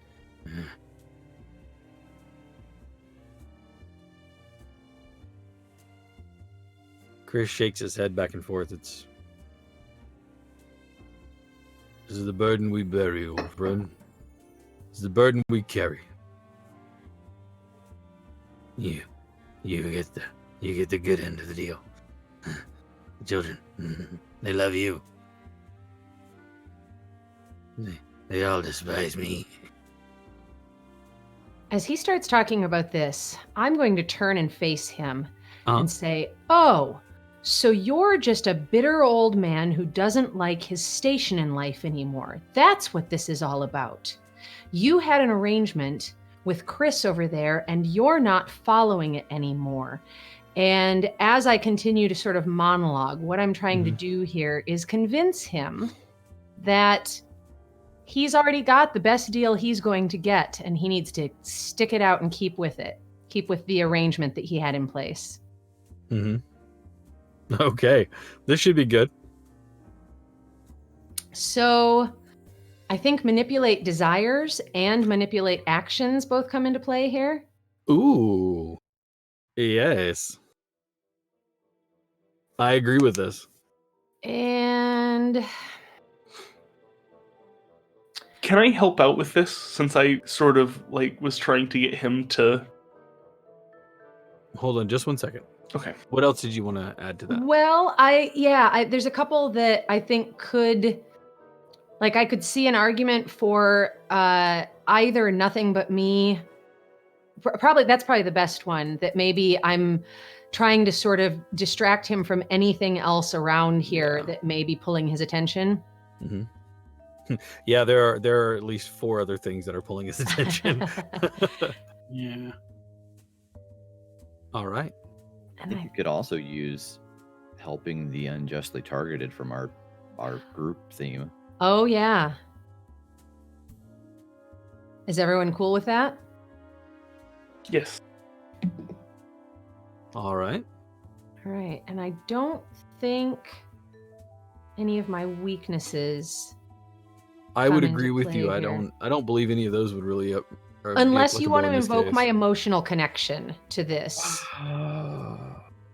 You know, I'm not really doing an illusion, which was sort of the intention behind that, but given the day Yvonne's had. you know, that's fair. Okay. Yeah, I also want to try to help with very similar argument. Would it be possible for us to aid if she's trying to pull all of his attention? How would you aid? Because she's literally using a power that makes them focus on her. Right. So if you try to help by maybe chatting, that might be more of a hindrance to the situation, or it may not have any effect at all because, again, the focus is there. But if you can tell me how you would like to help and it's convincing and makes enough sense or leans to the rule of cool, I will definitely allow it. Jack is basically just going to start throwing his 2 cents in, talking about how sometimes you do have to do things that don't feel right. Sometimes it is the right thing to do. Sometimes you have to go with the plan, go with the bargains you've made and the allies you've made, and you have to honor and protect those things above what you feel like you want. So we have not invoked anything yet in terms of, I don't think we have any help and hurt points established between the crew.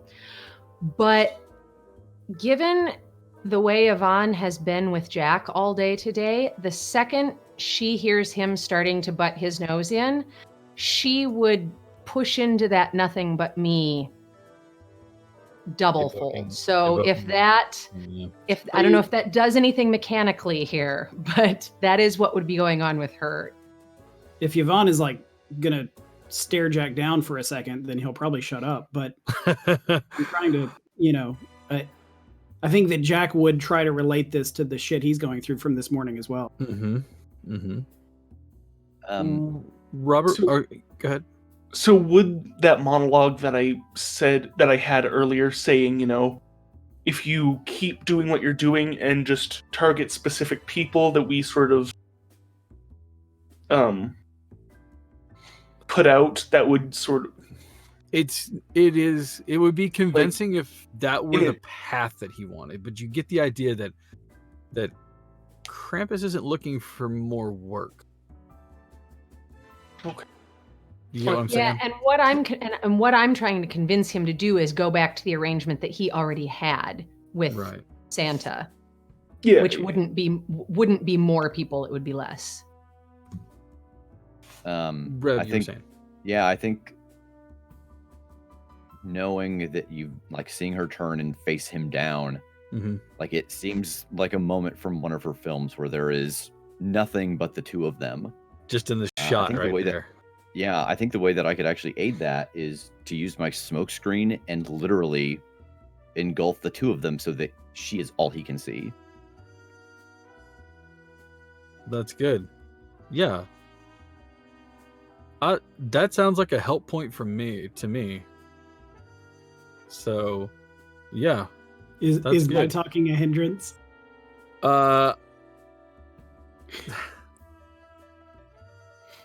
It's almost like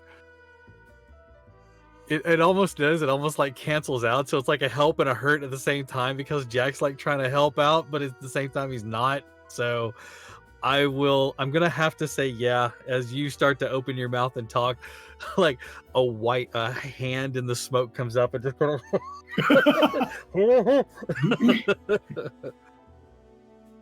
instead of smoke gets in your mouth or smoke gets in your eyes, smoke gets in your mouth. So with all of that said, well, we've set the scene. The smoke rises up, framing just the two of you. Jack, as you go to say something, you can kind of see like Dr. White or somebody kind of just give you that nod.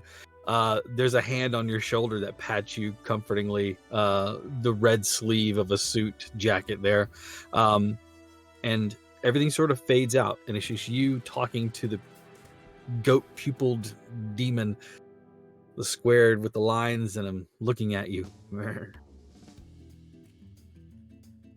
And that is, oh shoot, hold on.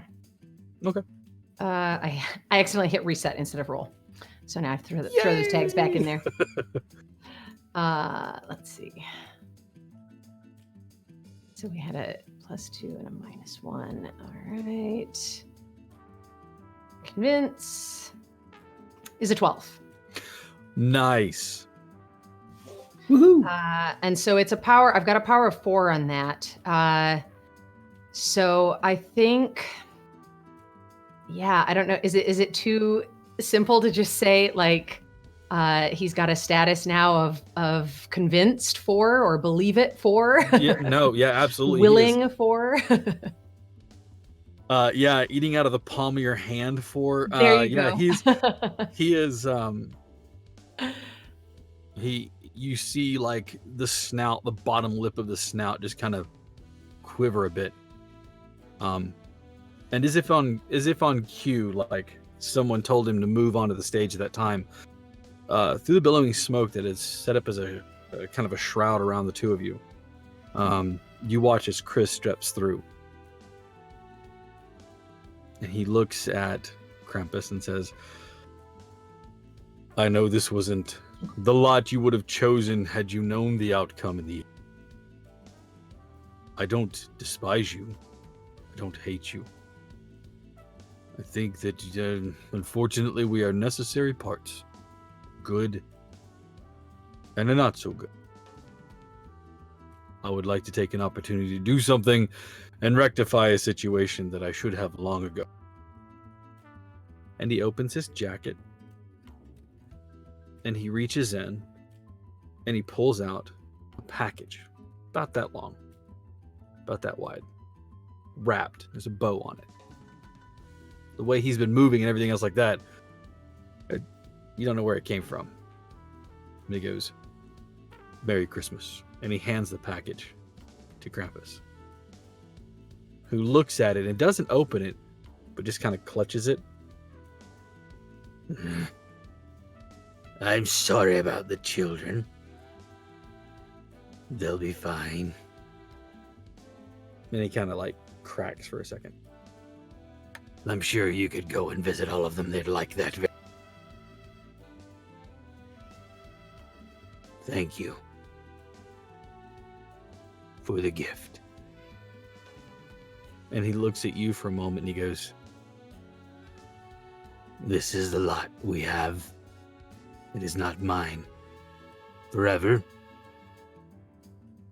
Thank you for reminding me that not all burdens are bad, and that we are more honorable for doing the things we said we would do. We all You have are- a purpose. And I feel Indeed. like we are all best served when everyone is filling their purpose. You were always a good one. as he starts to like kind of walk by, he kind of looks at Robert and goes, Not always a good one.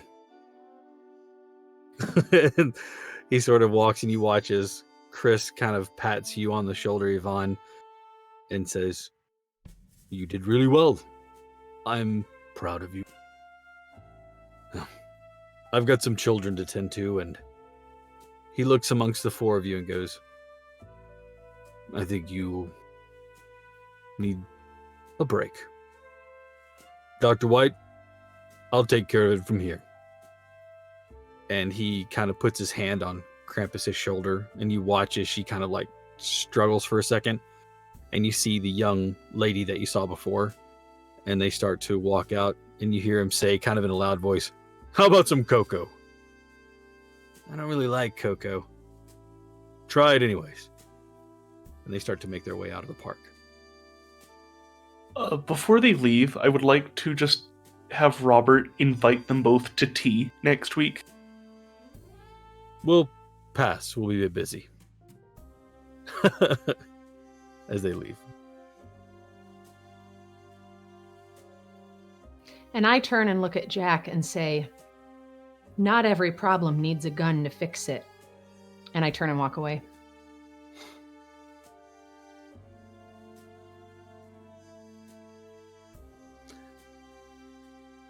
Dr. White, you make your way back to the clinic eventually. You can see that people are being discharged. The children are looking healthy. One of the fathers looks at you and says, I don't know what you did back there, but good job. These kids are looking good. Happy holidays, Doc. Well, it's and Dr. White turns and looks at the camera. A Christmas miracle. Not really. Nope. Nope. Just going around. No, that scene is there now. The guy's looking like he's going, What are you looking at, Doc? The camera pans over and you see he's just staring at a brick wall. Yeah. But yeah, I spend some time getting the rest of the office back in order.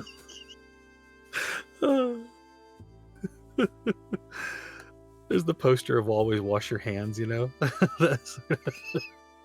All right, so getting the office back in order. It's been a busy day.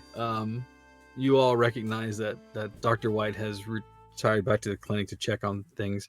Jack, or Yvonne, let's start off first. After with your parting words there, where are you heading to from now?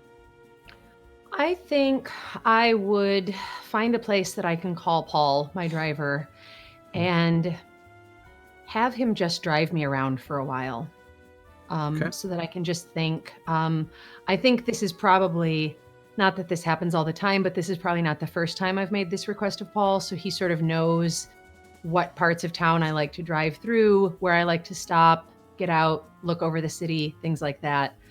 But yeah, I'm just going to spend some time kind of thinking back over the day and everything that had happened before we got whisked away into this new thing. Okay. As you watch her leave, Jack, where's your next place?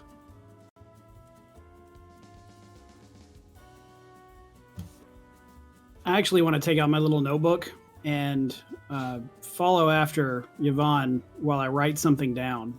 And when she's done making her phone call, I want to just kind of set it in the phone booth where she'll see it and then walk away. And the note says, "We work well together. It's good to try to balance the books. I'll be at my office when you're ready to talk." Okay. At some point in the montage of watching Paul drive Yvonne around town, one of the places that they stop is a creek on the outskirts of town. And she's going to sit on a fallen log for a long time, looking at that note over and over, kind of turning it over in her hands, and then let it drop into the water and kind of watch as it floats away. Okay. Professor Owens.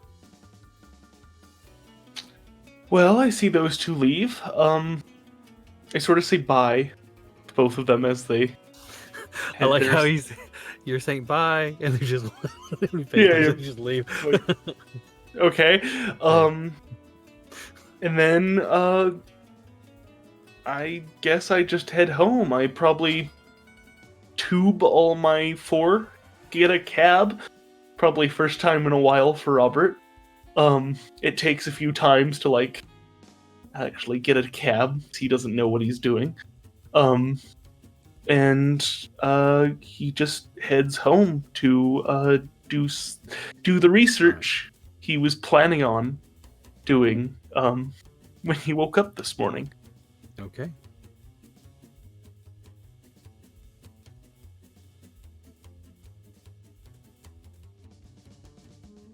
I'm going to hand the spotlight back over to Dr. White. So after I get done with the help of the staff setting up the office back to its normal layout so that as we get into the rest of the holiday season, it's not chaos. And once I'm finished, I actually head over to Jack's office to see if he's there. Okay. I assume that Jack is in his office at this time. Yes. Okay. And yeah, I actually knock, like I don't slip in or anything. All right. It's a glass-topped door with stenciled lettering on it, like a frosted glass. It's a second floor of an apartment building that this door at the end of the hall has obviously been fashioned. Yeah, and so I rap on the glass top and try to, it's hard to see him, but kind of peeking around the name. You see a figure walking to the door, and Jack opens. Oh, you're actually not the one I expected. Come on in. Yeah. I thought it might be time for a drink. Help yourself. And I come in and look around the office, and I assume that there's a pretty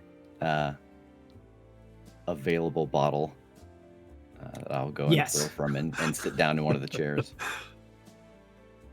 Yeah, there are several tall bottles of dark liquor and one almost empty. It was I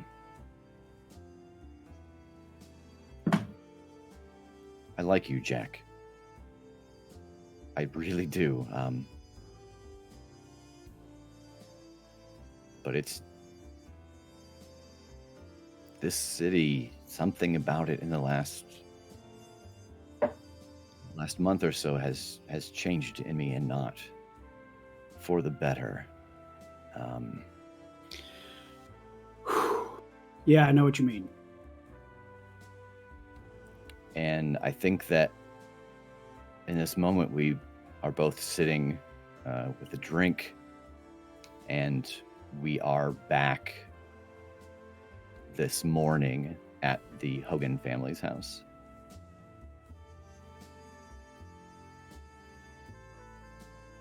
So the scene is set. The fatal shot fired as you stand in there. The Myrmidon's tearing down one of the crew, the other one being detained. You stand with your pistol drawn over the fallen body of Hogan.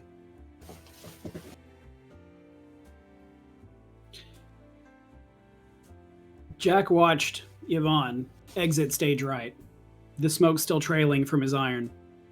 He watches as she walks outside past the doc, who's laying the unconscious professor down outside. Jack looks around the room at the mob boss he just permanently perforated, and the thugs writhing on the floor, at the dozens of enormous insects hopping and crawling around the wreck that was a suburban breakfast table tableau a few moments earlier. A very small voice inside his head says, "What have I done? What have I done?" But as Jack tightens his grip on the relic in his hand, a louder voice in his head, "You know what has to be done." Jack sees Dr. White coming back inside, clearly watching. Is he looking for a signal from Jack what to do next? Just weighing and judging with those examiner eyes as he does so often? Jack repeats his last thought out loud for White's reaction. "You know what has to be done. Right, Doc?" Inside the mask, confusion crosses Dr. White's face. Being overrun by the adrenaline of the last few moments, his logical mind is missing an obvious piece to the puzzle that Jack has already solved. The raven mask tilts slightly to the side, creating a quizzical expression. This is one of the big family. And that guy in the armor, he's somebody. Somebodies don't die without a lot of questions. With the professor out, we have no way of knowing how long these bugs will last, or everything he put his prints on, or who all knew he was here or that we were coming, or a whole lot of other very loose threads that could unravel us for sticking our necks out. Clearly, they were trying to muscle him into something. Clearly, he gave everything in him to stop them. I have to assume that means his life was in danger, and I simply cannot abide a bully. What he did was most likely self-defense, but there's not a court on earth that'll understand what happened here. We rushed in here to save him and we won, but now we've got to save ourselves. Anyone who sees this scene who isn't on the take is going to assume this is a hit. Anyone who is on the take will be happy to make it look that way. The way I see it, we have two problems. If we leave any prints or other evidence, we're done. If we leave any witnesses, we're done. We got to cleanse this place. From both. Or people will start to connect the dots. At this, Dr. White's stillness breaks. He turns his head and looks back over his shoulder at Yvonne, who is weaving her will to disguise the scene from a passing delivery driver outside. But he sees her not as she looks at this moment, but how she looked a few days ago standing in front of the press. Their cameras at the ready as she laughs and answers a question, Max standing at her elbow smiling. He sees the professor standing at the front of a full lecture hall, enraptured students beaming up at him as he speaks. He sees his own staff, these good people who have put time and faith into his small medical practice. He even sees Susan smiling at him from across the tilt-a-whirl and waving. All of them, all of these people with lives outside of this moment. And if they are linked to this, all those lives will be forfeit. Dr. White turns back to Jack, and the Raven gives an almost imperceptible nod before turning and exiting the house.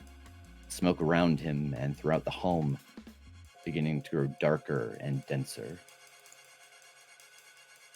Jack nods back and mutters what might be a prayer under his breath as he walks to a window and looks outside, Whatever Miss Calloway is doing out there must be working. Miraculously, there's not a single sign of disturbance in the neighborhood outside. Looks like nobody's hearing the gunshots. Jack turns back to the room, now filling with smoke, and he sees one of Doc's murder of crows standing nearby, watching, a slight orange glow to the lenses over his eyes. Jack gets an idea, walks over to the shadow crow and reaches for the glasses. The critter doesn't stop him. Jack pulls the glasses off this strange bird man, and the shadow man shatters into smoke, leaving the glasses in Jack's hand. He puts them on and he can instantly see the room, like the smoke isn't there. Methodically, Jack sets about finding all the people left in the house. He sees a thug unconscious on the ground, his heater still half drawn, and he shoots the man in the melon. Just like the last two shots, the report seems far louder to Jack than should be possible, reverberating through his bones like an antenna all the way to hell and back. For a moment, he sees a ghostly spear seem to fall out of his gun and through the thug, tugging a ghostly afterimage of the thug with it through the floor. Jack walks to the next person, a woman in a maid's outfit, who got knocked out near the front door. He plants a lead valentine into her. Again, the pistol report far too loud to his ears. And again, he sees a ghostly spear fly out of the barrel, this time veering up as if ricocheting off the floor, carrying a ghostly afterimage of the maid with it through the ceiling and into the sky. On through the house he stalks. Each time he finds a person, he fires a deafening, killing shot through them. Each time he sees a ghostly spear tugging the person up or down. With each shot, his movements become more smooth and practiced, his steps more confident and sure. With each shot, his shoulders slump a little further and a little further under the weight. But still he presses on to the next, and the next, and the next. The gift of the glasses Jack has been given has made the smoke invisible to him. But as the murder of crows are also of the smoke, they are hidden to him as well. As we go with Jack from room to room, our view momentarily changes, and we see what is hidden from Jack's eyes.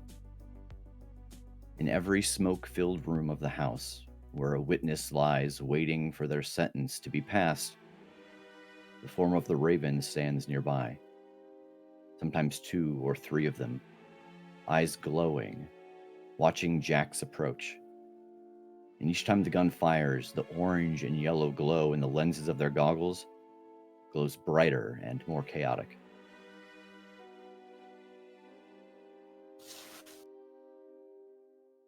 As Jack reaches the kitchen, he eyes a liquor and starts working out the next part of the plan.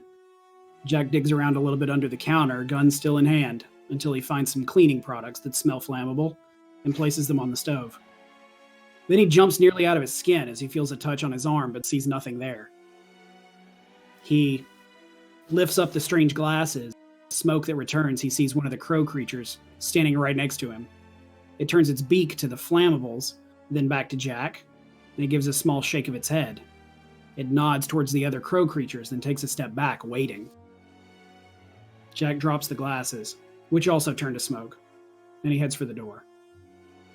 Jack steps out of the now silent house and holsters his gun, striding past the raven, who has taken up a position a dozen feet from the door. And he says, "It's done." But as Dr. White gazes towards the house, Jack's voice is not the one he hears. He hears instead a distant voice, quiet but clear. "The flames will purge this disease." Dr. White gives that small nod again, and as he does, we are back inside the house. And we see the duplicates of the raven, their eyes glowing with that terrible orange light. Each one is looming over a lifeless member of the Hogan family. We hear the voice again. "Violent, greedy, and corrupt. A plague upon this city."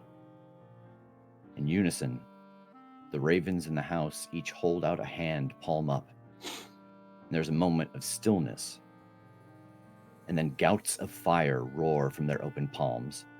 The flames engulf the interior of the home, the remains of the witnesses, and any evidence of their time here.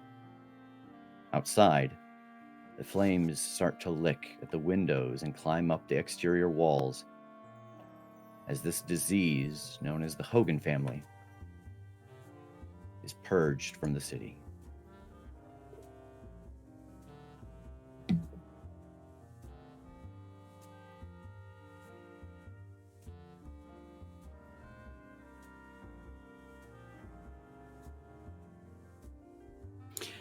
And I think that would bring us back to Jack's office. As you two talk about and contemplate and remember what happened. Across town, in a quiet, modest apartment, Yvonne, the drive having cleared your head, your phone rings. Hello? Bonsoir. My name is Gordon Renault. You do not know me. It is fine. Let's say we have some acquaintances. And I believe that perhaps it is time we met. But don't worry, I will send a car around to pick you up. I know that you are quite busy. Right now, Mr. Renault? I've had a dreadful day. Yes, I understand. I will give you some time to prepare. Why don't we say a few weeks from now? Don't worry. It should be a perfectly just getting to know you meeting. I have a few questions about an associate of mine that has mysteriously gone missing. Au revoir. And there's an audible click as the phone disconnects. And I stand there holding the receiver for probably a full minute, just staring at it as all of the events of the last month are swirling around me. And I hang it up and pour myself a full glass of straight whiskey and down it and pour another one and down it and head to my bed. And as the scene fades, so too does the show. Next time we meet, who is Gordon Renault? I want to thank my fantastic cast. Without these guys, it wouldn't be. It's been a blast. Today's show is just like every other. It's been fantastic. So with that being said, a huge thank you to Rev. Once more, give us your contact info. Where are you at in the world, sir? Yes, I am on Twitter at RevDeshane. I play Dr. Alexander White, whose mythos, we haven't said this in a while, is the original Plague Doctor. And you can find me on the Crit Show every week Wednesday, playing Monster of the Week and other Powered by the Apocalypse games in a dimension hopping story that's like 35, 50 max minutes a week, man. It's not a lot of time. You're on the treadmill. It's all good. Digestible. Watch it while you're on your way to work, or listen to it while you're on your way to work.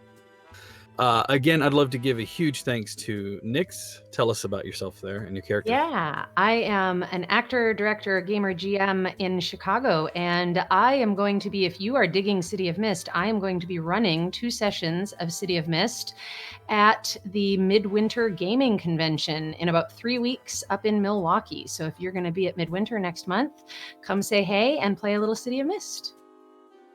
Excellent. Thank you so much. And Carl, about yourself, sir. Hi, I'm Carl Jordan. You can find me on Twitter at RPGCarl. I am playing Jack Kased, PI, the most average Joe Blow of the group, I think.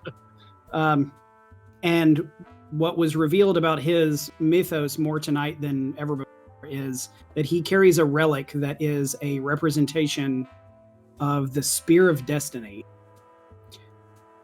and with it a heavy burden. You can find me on here on Wednesday nights. You can find me on Tuesday nights on the Onyx Path channel, where I play in a game called Community Service, where we're playing the Aberrant 2.0 rules that come out next year. We have a lot of fun with that. If you like the way I do characterization here, you should definitely tune into that, because all of us play not only our characters, but all of the major NPCs for our other characters, like for each other. Yeah. So you get to see me do lots of voices, and everybody else too. Excellent.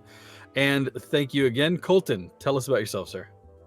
All right, I am a college student and an actor from Montana. I'm on Twitter at ColtonX9, and I'm playing Robert Owen, the British socialite, and the mythos of Iacchus, Greek king, who doesn't make mountains out of anthills. He makes anthills into men.